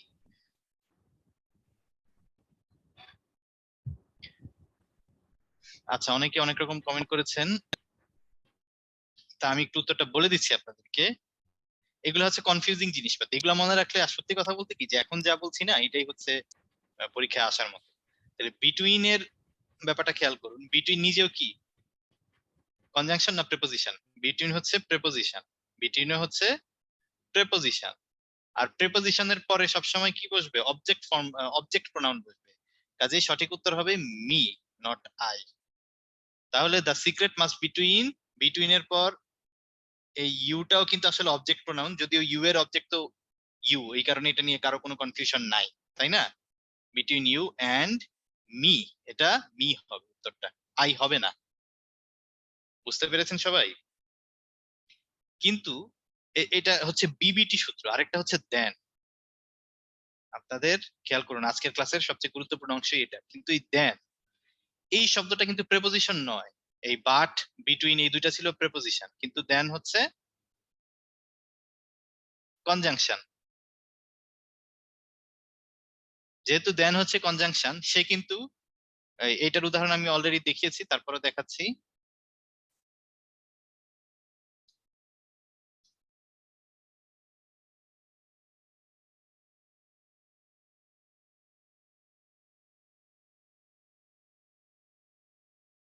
ইলা ইজ স্ট্রঙ্গার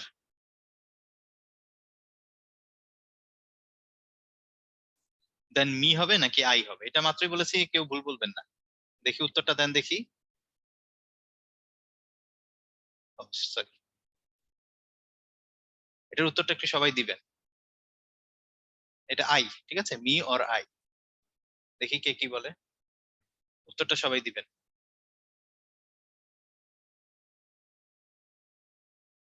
এই আবার মি বলে কে? মি কেন আসতেছে? আপনি ক্লাস করেন না স্নেহা আপু? এই মাত্রই কিন্তু বললাম দেন কিন্তু প্রেপোজিশন নয়, দেন হচ্ছে কি? দেন প্রেপোজিশন নয়, দেন হচ্ছে কনজাংশন। আর কনজাংশনের একটা ধর্ম হচ্ছে সে তার দুই পাশের যে সেন্টেন্স আছে তাদের মধ্যে একটা প্যারালেলিজম করে, তাদের মধ্যে একটা সমতা বিধান করে। ঠিক আছে, সেক্ষেত্রে মিটা কিন্তু হয়ে যাচ্ছে অবজেক্ট। মি তো অবজেক্ট, এখানে অবজেক্ট দিয়ে শুরু হবে না, ইলার সাথে তুলনা হচ্ছে।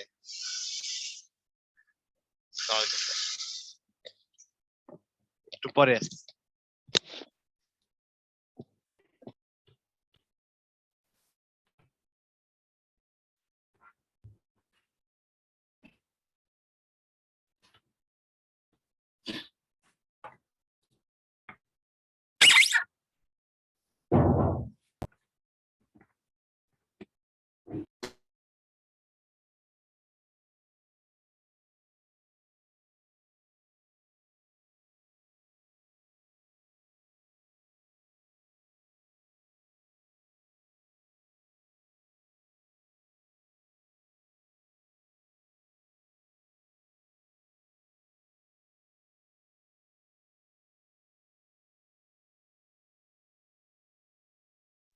আচ্ছা, আনফরচুনেটলি আমাকে একটু যেতে হবে, আমার বস কল দিয়েছে। হ্যাঁ, শুনতে পাচ্ছেন মামুন ভাই?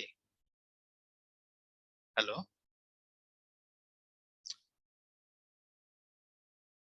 আপনার কিউ এন্ড এ সেকশনটা একটু ওপেন করে দিলে ভালো হয়।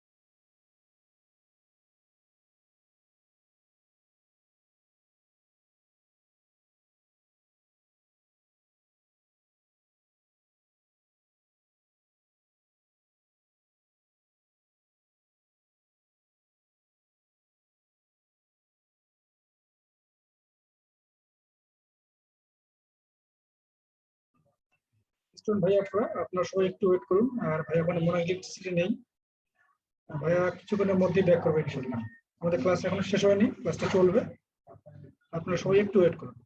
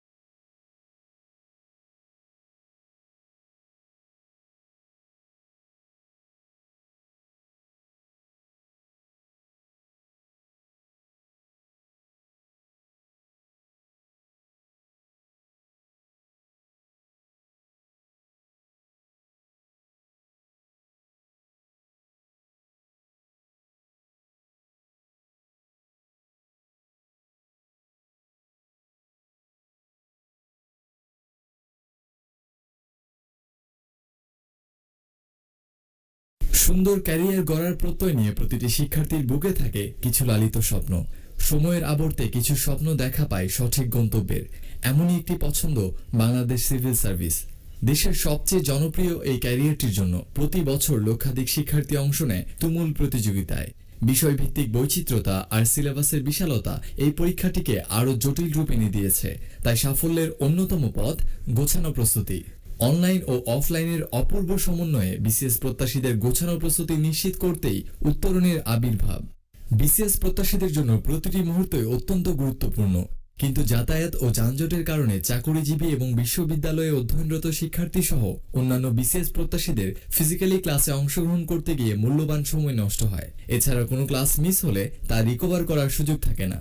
এই সকল সমস্যা বিবেচনায় নিয়ে উত্তরণের লেকচার ক্লাসগুলো বিসিএস ক্যাডার দ্বারা জুম লাইভের মাধ্যমে অনলাইনে অনুষ্ঠিত হয়। এছাড়াও লাইভ ক্লাসের রেকর্ডেড ভিডিও এবং পিডিএফ ক্লাস নোটগুলো শিক্ষার্থীদের আইডিতে সংরক্ষিত থাকে মূল পরীক্ষার পূর্ব পর্যন্ত।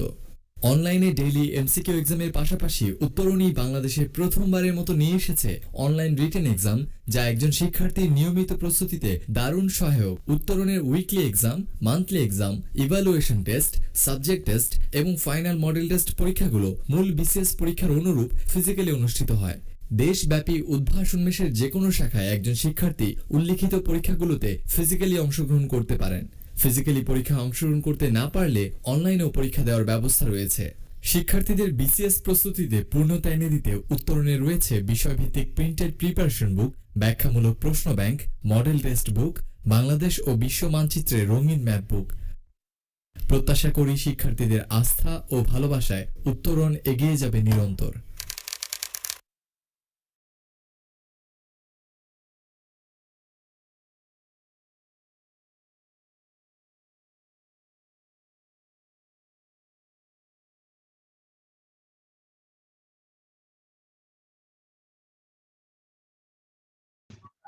আচ্ছা স্টুডেন্ট ভাইয়া ভাইয়া তো যেগুলো রুটস ছিল আজকে আমাদের সবগুলো পড়িয়ে দিয়েছেন আপনাদের। আর আপনাদের জন্য যে ভোকাবুলারিটা বরাদ্দ ছিল, যে পার্টটুকু, সেটা আপনাদের স্লাইডে দেওয়া থাকবে।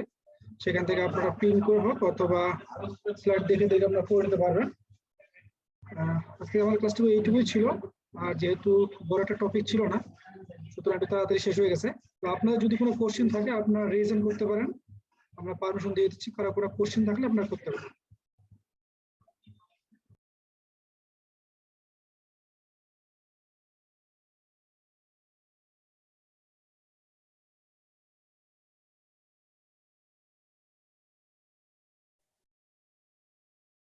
আসসালামু আলাইকুম ভাইয়া। জি ভাইয়া, কোশ্চেন করতে পারেন। তো ভাইয়া ওই যে এভরিবডির ক্ষেত্রে ওই যে দেয়ার হইলো, তা আমরা ট্যাগে তো ওটা দে ইউজ করি, এভরিবডির ক্ষেত্রে ওটা হিজ কেন হলো ওইটাই আমার জানা। প্রথম পোল কোশ্চেনটা। আচ্ছা ভাইয়া, এখানে আপনি হয়তো লক্ষ্য করছেন কিনা যায় না, আমাদের যে চ্যাট বক্স ছিল, এই চ্যাট বক্সে ভাইয়া অলরেডি বলেছে যে আমাদের যে ট্যাগ কোশ্চেন আছে, এই ট্যাগ কোশ্চেনের রুলস টোটালি ডিফারেন্ট, ঠিক আছে? তো ট্যাগ কোশ্চেনের যে স্পেসিফিক একটা রুলস আছে, ওটা হচ্ছে একটু ডিফারেন্ট হবে আর কি, ঠিক আছে? ওটার সাথে ওটা মানে আপনার ম্যাচিং হবে না আর কি। হ্যাঁ, আচ্ছা, তো এভরিবডির ক্ষেত্রে সবসময় আমরা ওইটার হচ্ছে মানে হচ্ছে প্রোনাউন হিসেবে হিজ নিব। জি জি জি।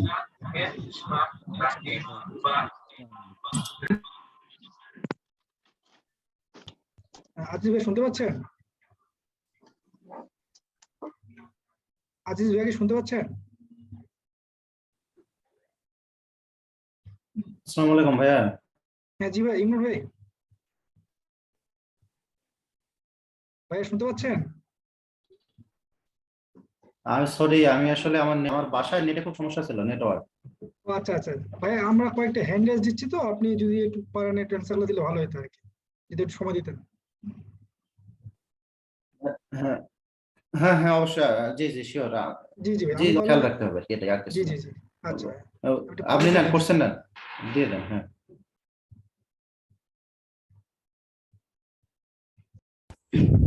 হ্যালো ভাই, আমি কোয়েশ্চেন আনসার সেকশনে একটা কোয়েশ্চেন করেছিলাম। ইচটা ইনডেফিনিট প্রোনাউন না হয়ে ডিস্ট্রিবিউটিভ প্রোনাউন কেন হয়েছে সেটা একটু।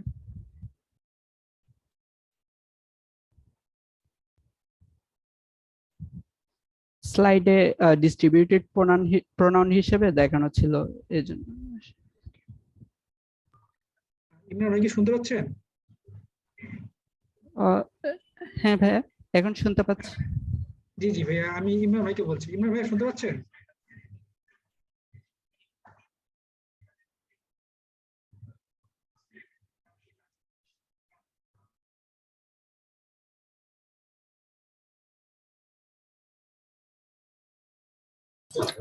আচ্ছা ভাইয়া, আমি মানে একটু সবার উদ্দেশ্যে বলছি, যারা হচ্ছে হ্যান্ড রেজ করেছেন তারা একটু অপেক্ষা করেন। অ্যাকচুয়ালি ভাইয়ার একটু নেটের প্রবলেম দেখা দিয়েছে, তো উনি আশা করি আবার কমপ্লিট করবে। তো আপনারা যারা হচ্ছে হ্যান্ড রেজ করেছেন, আপনারা একটু অপেক্ষা করুন।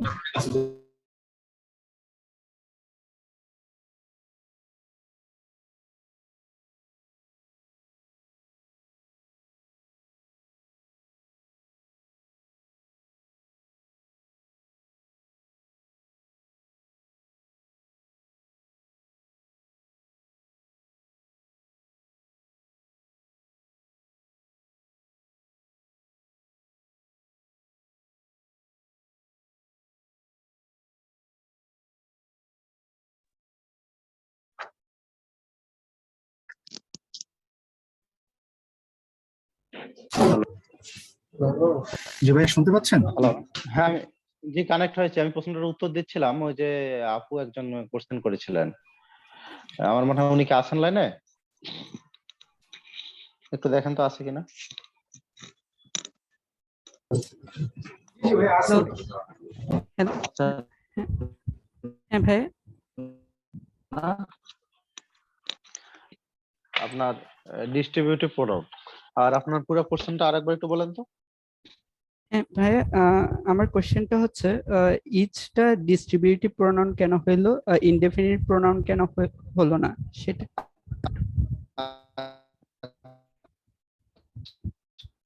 ভাইয়া শোনা যাচ্ছে? ঠিক আছে, ডিস্ট্রিবিউটিভ বলেছি, দিস ইজ ডিস্ট্রিবিউটিভ। প্রত্যেককে আলাদা করে দেওয়া বোঝানো, এটা হচ্ছে ডিস্ট্রিবিউটিভ। শুনতে পাচ্ছেন? হ্যাঁ ভাই, এখন হ্যাঁ। এখন শোনা যাচ্ছে। জি। আর ইনডেফিনিট মানে হচ্ছে অনির্দিষ্ট। আপনাকে বললাম যে কেউ একজন আমাদের বাসায় এসেছিল, কেউ একজন এসেছিল, কে আসছে আমি কিন্তু সেটা বলিনি, কেউ একজন, সামওয়ান, সামবডি, এনিওয়ান, এনিবডি। এটা হচ্ছে ইনডেফিনিট। সহজ কথা, ইনডেফিনিট হচ্ছে অনির্দিষ্টভাবে বোঝাবে, আর ডিস্ট্রিবিউট হচ্ছে।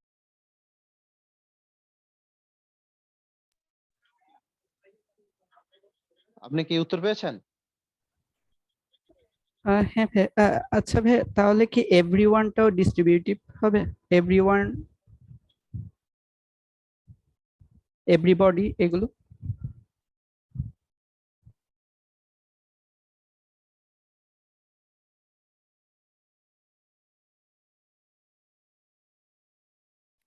আচ্ছা, আমার কথা কি শোনা যাচ্ছে? একটু চ্যাট বক্সে ওয়াই লিখবেন প্লিজ, আমার কথা যদি শোনা যায়।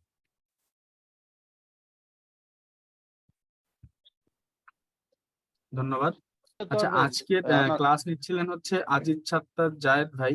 উনি তো ক্লাসটা শেষ করে গেছেন, আপনারা অনেকেই বলতেছেন ক্লাস কি শেষ, কি হ্যান হ্যাঁ, ত্যান। এভরি কথাটা যখন যুক্ত থাকবে। ইমরান ভাই, আপনার কথা আসছে না। ইমরান ভাই, আজিজ সাত্তার জায়েদ ভাই আজকে যে ক্লাসটা নিয়েছেন, এই ক্লাসটা কিন্তু শেষ হয়ে গেছে। এখন যেটা হচ্ছে যে টাইম আছে, তাই আমরা কিছু লাইভ কোশ্চেন নিচ্ছি। আমাদের কিউএন্ডএ তে যে ভাইয়া আছে তিনি অ্যান্সার দেওয়ার চেষ্টা করছেন। তো সেখানে তাদের নেট প্রবলেমের কারণে একটু শোনা যাচ্ছে না, কিন্তু আজকের মূল ক্লাস কিন্তু শেষ। যেহেতু আমাদের হাতে সময় আছে, তাই আমরা সময় নিচ্ছি। এখন যদি কারো কোনো প্রবলেম থাকে তাহলে একটু বলবেন, চ্যাট বক্সে লিখবেন।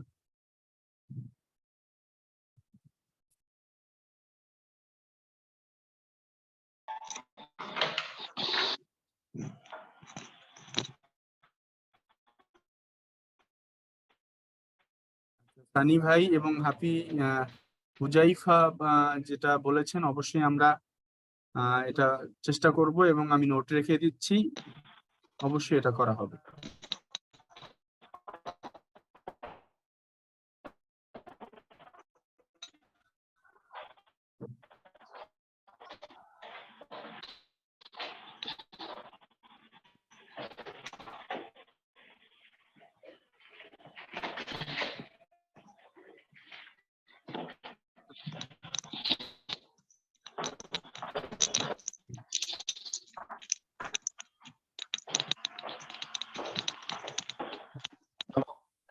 মামুন ভাই এখন কি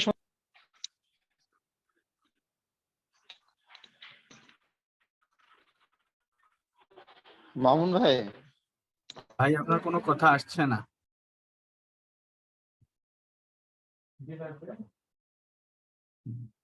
যাই হোক, আমাদের কিউএনডে তে যে ভাইয়া একটু আলাদা সার্ভিস দিতে যাচ্ছিল আপনাদের, আসলে তিনি তো ঠিকমতো আসতেই পারছেন না নেটের কারণে।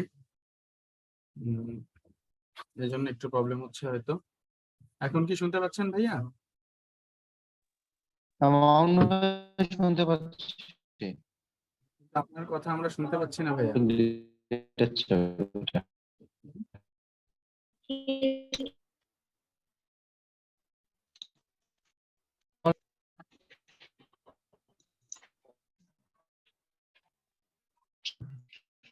রনি ভাই, কোনো পোল কোশ্চেন দেয়া হয়নি তো, আপনি পোল কোশ্চেন দেখবেন কিভাবে?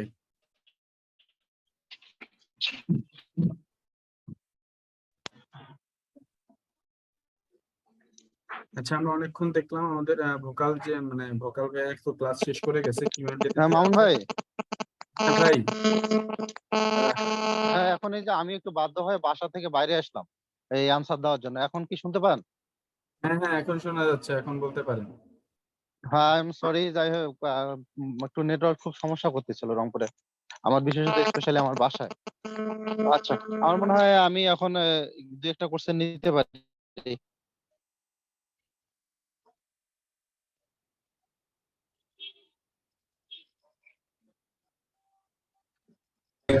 আচ্ছা, লিমা আপু, আপনাকে পারমিশন দেওয়া হয়েছে, আপনি আনমিউট করে কথা বলতে পারেন।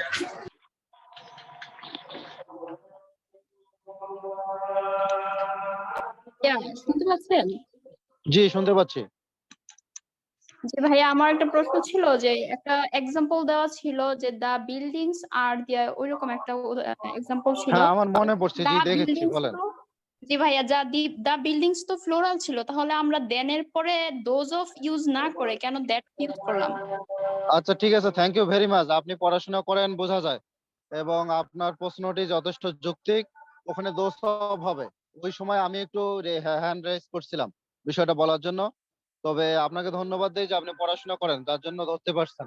ওখানে দোষ হবে, উত্তর পেয়েছেন? জি ভাইয়া। হ্যাঁ, প্লুরালের জন্য দোষ হবে, সিঙ্গুলার হলে দ্যাট অফ, আর যেহেতু রোডস ছিল প্লুরাল, এই জন্য হবে দোষ অফ। জি জি ভাইয়া, বুঝতে পারছি। থ্যাংক জি, ইউ। Next question. হ্যাঁ জি, থ্যাংক ইউ।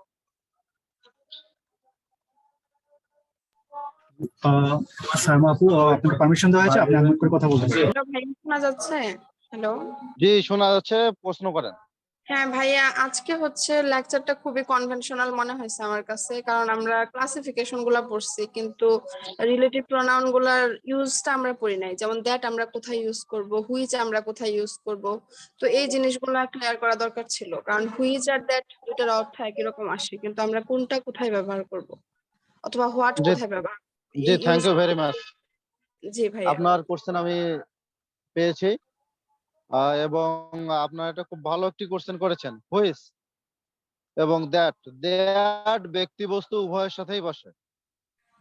আর ব্যক্তির ক্ষেত্রে যে ব্যক্তিগুলো সাধারণত ইতর প্রাণী বা এরকম, সেক্ষেত্রে দ্যাট বসে। আবার সেন্টেন্সের শুরুতেও কনজাংশন হিসেবে দ্যাট ব্যক্তির সাথে বসে, আর হুইচটা সাধারণত বস্তুর সাথে বসে।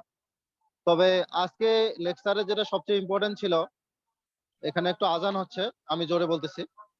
তো সবচেয়ে যেটা ইম্পর্টেন্ট ছিল সেটা হচ্ছে যে হু আর হোম। হু এবং হোমের 3টি নির্দিষ্ট নিয়ম রয়েছে, এবং আজকে যেহেতু অনেকগুলো প্র্যাকটিস ছিল, আমার খুব ইচ্ছা ছিল যে এই নিয়ম 3টা আপনাদের দেখাই দেব।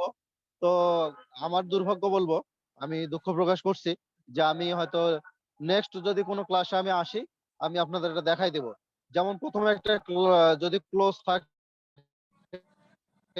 যে I know the boy poor, তো প্রথম ক্লোজের পরে যদি গ্যাপের পরে সরাসরি ভার্ব থাকে is, I know the boy gap, এরপর ইজ পুয়ার, সরাসরি ভার্ব থাকলে হু বসায় দিবেন। এক। দুই হচ্ছে যে যদি সাবজেক্ট থাকে গ্যাপের পরে, কখন হু হবে আর কখন হুম হবে, দিস ইজ এ $1,000,000 কোশ্চেন। এই জায়গাটা কিন্তু খুব ইম্পর্টেন্ট। আপনাকে দেখতে হবে যে ফাইনিট ভার্ব কয়টা আছে। যদি ফাইনিট ভার্ব একটা থাকে তাহলে হুম বসে। আমি আবারও বলতেছি, ফাইনিট ভার্ব যদি একটি থাকে তাহলে হুম বসে। যেমন I know the boy whom he wants, whom he wants, তাহলে হি ওয়ান্টস, হি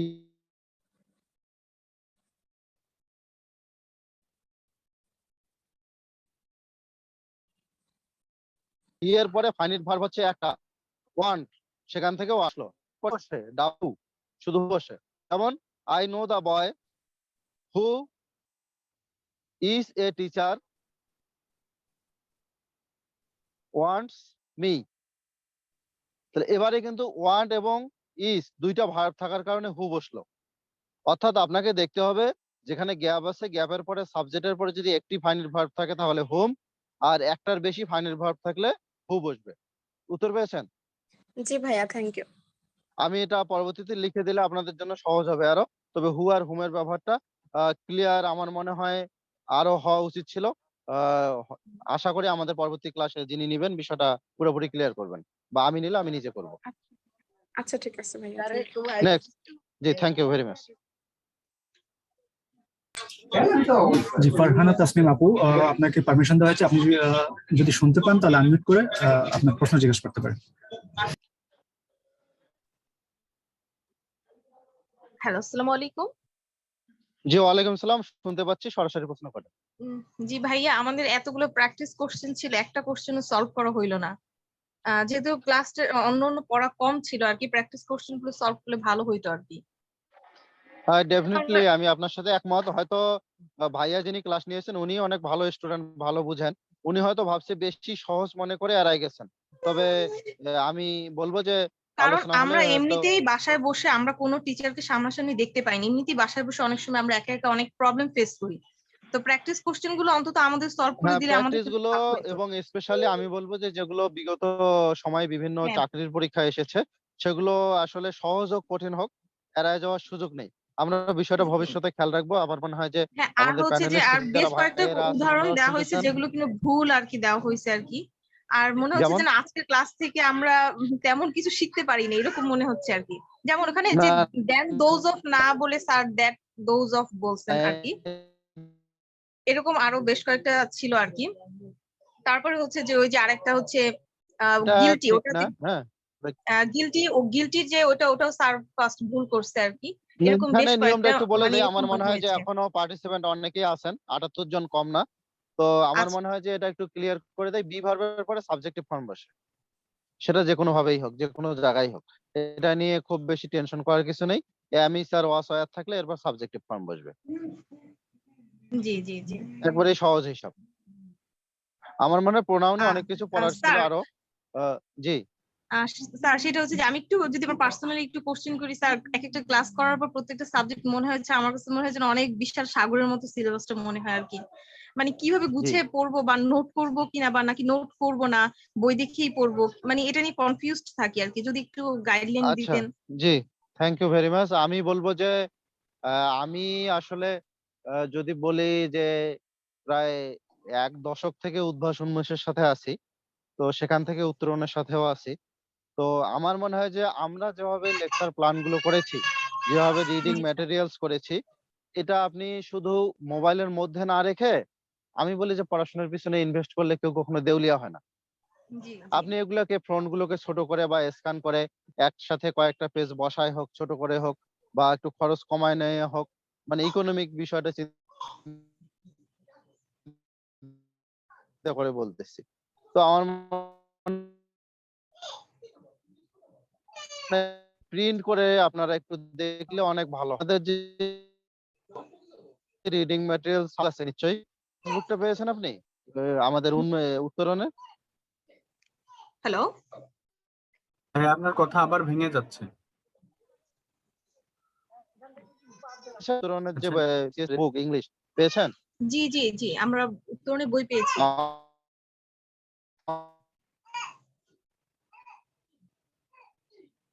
আমার মনে হয় সবাই শুনতেছে, সবাই, হ্যাঁ, সবার জন্য এই বইগুলোতে একটু করেন ক্লাসের পরে সংশ্লিষ্ট রিলেটেড যে আমাদের যে টপিকটা পড়ানো হলো, সেটা এখন আপনি আজকে একটু বই খুলে দেখেন। পাশাপাশি লেকচারটা, আমাদের ইংলিশে হয়তো 15টা লেকচার থাকতে পারে প্রিলিতে, তো আপনি এই লেকচার 15টা প্রিন্ট করার কিন্তু কোনো বিষয় না গ্রামারে।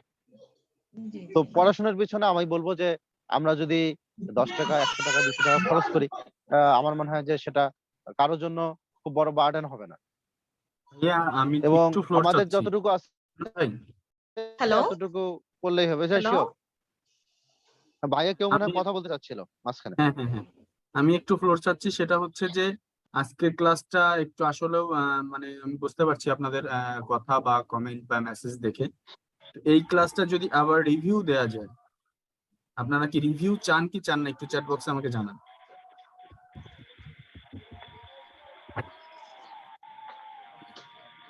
আমি পরিমাণটা দেখতে চাই, রিভিউ এর পরিমাণটা দেখতে চাই। হ্যাঁ জানাইছি, ঠিক এত তো আছে, আমি এই ক্লাসটা ধন্যবাদ সবাইকে। আমি জানতে এই চাইছে ক্লাসটা আবার রিভিউ রিভিউ দিয়ে দিব। আবার রিভিউ করবো। হ্যাঁ, বুঝতে পেরেছি আপু, একটু মিউট হন আপু। আমি এই ক্লাসটা আবার রিভিউ দিয়ে দিব। আমি এসএমএস দিয়ে দিব আপনাদের ফোনে যে কবে নাগাদ এই ক্লাসটা হবে। এই ক্লাসটা আবার রিভিউ হবে। তবে এখন হয়তো রিটেন পরীক্ষা চলতেছে আমাদের আমাদের যে রিটেন পরীক্ষা চলতেছে, এই রিটেন পরীক্ষার পরে হবে। এখন যে 43rd এর রিটেন পরীক্ষাটা চলছে, এই 43rd রিটেন পরীক্ষার পরে ক্লাসটা হবে। তবে এই ক্লাসটা আবার রিভিউ দেওয়া হবে।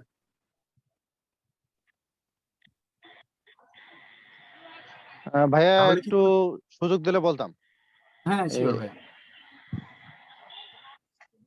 আমার মনে হয় যে প্রথম দিকের ক্লাস তো এনারা তো একবারেই নতুন। আমার অভিজ্ঞতায় যেটা বলে, মোটামুটি আমিও 4-5 বছর থেকে বিসিএস এ ক্লাস নিচ্ছি। তো আমার মনে হয় যে রিভিউটা আপনারা একটু আপনাদের কষ্ট হলেও এর মধ্যে একটু শিডিউল বের করে দিলে ভালো হবে। প্রথম দিকের বিষয়গুলো সম্পর্কে ভালো ধারণা না থাকলে স্টুডেন্টদের কনফিডেন্স লেভেলটা কম থাকে। সেক্ষেত্রে না ভাই, কনফিডেন্সটা, নেক্সট ক্লাসের আগেই হবে। নেক্সট ইংলিশ হ্যাঁ সেটা ল্যাঙ্গুয়েজ ক্লাসের আগেই হবে। নেক্সট ইংলিশ ল্যাঙ্গুয়েজের আগে দিলে ভালো হবে তাদের জন্য। Thank you. আর দু একজনের কোশ্চেন থাকলে, যেহেতু আমাদের সময় আছে, আমরা কোশ্চেন নিতে পারি। এখনো পার্টিসিপেন্টও ভালো আছে, 17-এর উপরে আছে। শিওর। আমি আবারও বলে দিচ্ছি, আজকের ক্লাসটা এরকম হয়ে যাওয়ার জন্য আমরা এক্সট্রিমলি সরি। আমরা নেক্সট মোটামুটি আগামী 10 তারিখের মধ্যে আমরা এই ক্লাস অ্যারেঞ্জ করে দিব।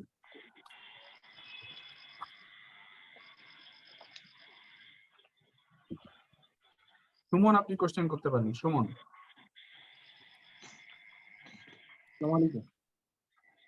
জি ওয়ালাইকুম সালাম, শুনতে পাচ্ছি, কোশ্চেন করতে পারেন। আমার প্রশ্ন হচ্ছে দুইটা। ফার্স্ট হচ্ছে গ্রামাটিক্যাল কম্পারিজনের ক্ষেত্রে আমরা যে দ্যাট অফ বসাই বা দোজ অফ আর হচ্ছে পজিটিভ প্রোনাউন বসাই, তো এই ক্ষেত্রে আমার প্রশ্নটা হচ্ছে আমি কখন পজিটিভ প্রোনাউন বসাবো আর কখন দ্যাট অফ বসাবো? আপনার কোশ্চেনটা একটু আমার মনে হয় নেটওয়ার্কের সমস্যা হয়েছে। দ্যাট অফ কখন দোস অফ, আমার মনে হয় এটা না। না না, দ্যাট অফটা কখন বসাবো আর হচ্ছে পজিটিভ প্রোনাউনটা কখন বসাবো? আচ্ছা আচ্ছা, জি ওইটা ভালো কোশ্চেন করেছেন যে পসেসিভটা কখন দেখাবো আর দ্যাট অফটা কখন দিব। এটা জি। হচ্ছে যে যখন দুটো ভিন্ন বিষয়ের তুলনা হবে তখন আপনি পসেসিভটা না দিয়ে দ্যাট অফ ব্যবহার করতে হবে। যেমন যে যদি বলা হয় যে the jute of Bangladesh is different from that of India, যে বাংলাদেশের জুটের সাথে আমি ইন্ডিয়ার জুটের তুলনা করছি, ডিফারেন্ট কান্ট্রি, ডিফারেন্ট ওয়েদার, দুইটা ভিন্ন বিষয়ের তুলনা হলে আর অ্যাজ ইউজুয়াল পসেসিভ। না, এখানে আসলে ভিন্ন বিষয়টা কোনটা? এখানে তো ধন্যবাদ। আমি পার্টেরই তুলনা করছি, তাহলে এখানে আসলে ভিন্ন ভিন্নতাটা বিষয়টা কোথায়? হচ্ছে আপনার, হ্যাঁ আমি পার্টেই তুলনা করছি। ভিন্নতা হচ্ছে যে যে বাংলাদেশের আপনি খেয়াল করেন যে বাংলাদেশের যে ক্লাইমেট, ওয়েদার বা কন্ডিশন ইন্ডিয়ায় গিয়ে তুলনা করতে, ইন্ডিয়ার ক্লাইমেট, ওয়েদার কন্ডিশন কিন্তু অনেক পার্থক্য হবে, দুইটার মান নিয়ে, কোয়ালিটি নিয়ে অনেক পার্থক্য হবে, এই জন্যই ভিন্ন। তবে এই ক্ষেত্রে আমি যদি দ্যাট অফ না দিয়ে এটার পসেসিভ করে দিই ইন্ডিয়াস, তাহলে এটা কি ভুল হবে? তাহলে জি রাইট, 100% ভুল হবে, ও, আচ্ছা। আর অবশ্যই যদি ভুল হবে। পসেসিভ কোথায় ব্যবহার করবো, যদি একটা এক্সাম্পল? হ্যাঁ পসেসিভ আপনি ব্যবহার করতে পারেন যে রহিমস বুক দেন করিমস বুক। হ্যাঁ রহিমের বই হচ্ছে করিমের বই বেশি আছে সংখ্যায়, বা রহিমের দেখা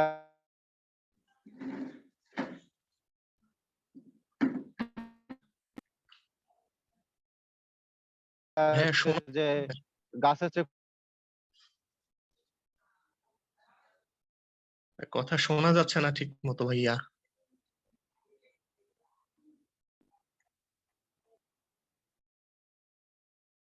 হ্যালো, শুনতে পাচ্ছেন ইমরান ভাই?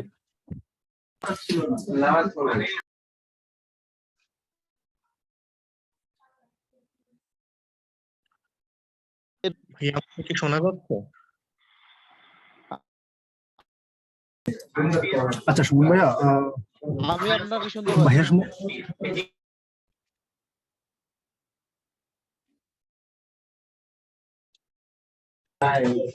আচ্ছা সুমন ভাইয়া, আপনি কি আপনার অ্যান্সারটা পেয়েছেন?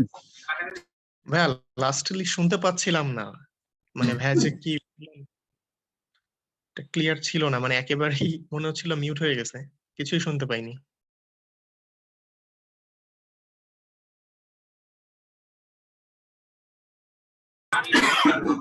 আচ্ছা ইমরান ভাইয়া, আপনি কি শুনতে পাচ্ছেন?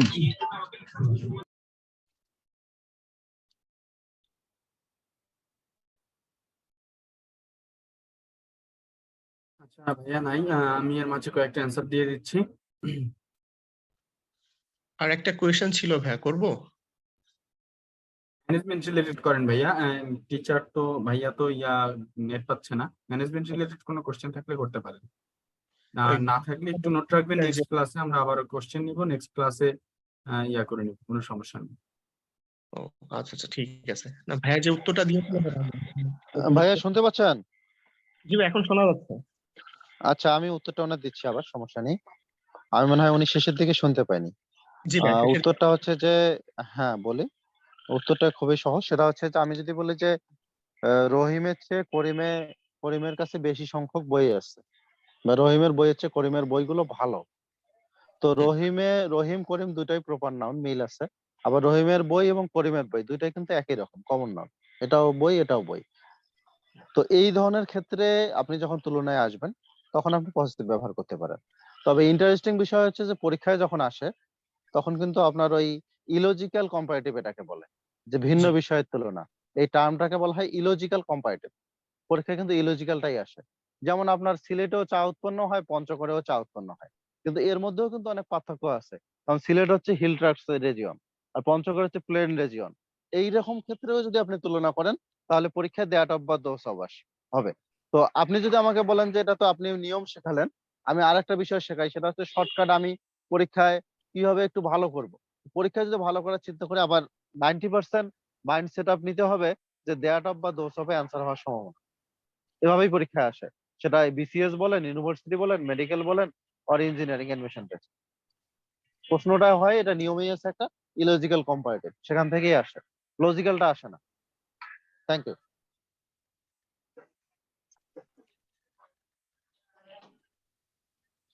ভাইয়া কি উত্তর পেয়েছেন? জি ভাই। Thank you very much. নাম কি ভাইয়া?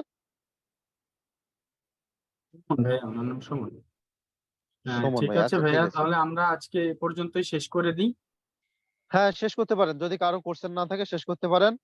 আমি 9টা পর্যন্ত সময় নিয়ে আসছি। শেষ করে দিই ভাইয়া তাহলে, আমার হ্যাঁ কোশ্চেন শেষ দেখতে করতে পারেন, পাচ্ছি না। Thank you. জি হ্যাঁ হ্যাঁ, আচ্ছা আর আমি আবারও বলে দিচ্ছি, নেক্সট আগামী আজকে তো 25 তারিখ, তো রিটেন পরীক্ষা শেষ হয়ে যাওয়ার পরপরই আমরা ক্লাস দিব, এই ক্লাসটা দিয়ে দিব, অবশ্যই অবশ্যই দিয়ে দিব। তো এই ক্লাস নিয়ে কোনো চিন্তা করার কারণ নেই। নেক্সট দিন শুধু এক্সামটা দিয়ে দেন, এই ক্লাস যতটুকু হয়েছে এটার উপরে আশা করি আপনারা এক্সামটা দিয়ে দিতে পারবেন, কোনো সমস্যা হবে না। তবে এটার রিভিউ ক্লাস নিয়ে আমরা অবশ্যই আসবো, হতাশা হওয়ার কোনো কারণ নেই। আমি আবারও এক্সট্রিমলি সরি যে আসলে নেট প্রবলেমের কারণে মানে আমাদের যে টিচার আছে তার ওখানেও বিদ্যুৎ নেই, আসলে বিদ্যুতের কারণে খুব সমস্যা হচ্ছে। তো এক্সট্রিমলি সরি আবারও, আমরা নেক্সট এই ক্লাসটা অবশ্যই অবশ্যই দিয়ে দিব। আর যদি কোনো প্রবলেম থাকে সেক্ষেত্রে আমার নাম্বারটা তো আপনাদের কাছে দেয়াই আছে, আমার নাম হচ্ছে মামুন। নাম্বারটাতে ফোন দিয়ে আপনারা অবশ্যই অবশ্যই বলতে পারবেন। তো আজকে এ পর্যন্তই, সবাই ভালো থাকবেন, আল্লাহ হাফেজ। জি থ্যাংক ইউ ভাইয়া, আল্লাহ হাফেজ, আসসালামু আলাইকুম।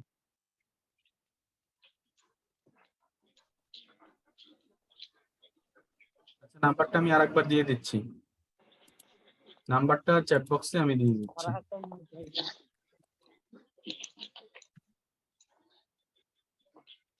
চ্যাট বক্সে নাম্বারটা দিয়ে দিয়েছি, ফোন নিতে পারবেন। ঠিক আছে, ধন্যবাদ।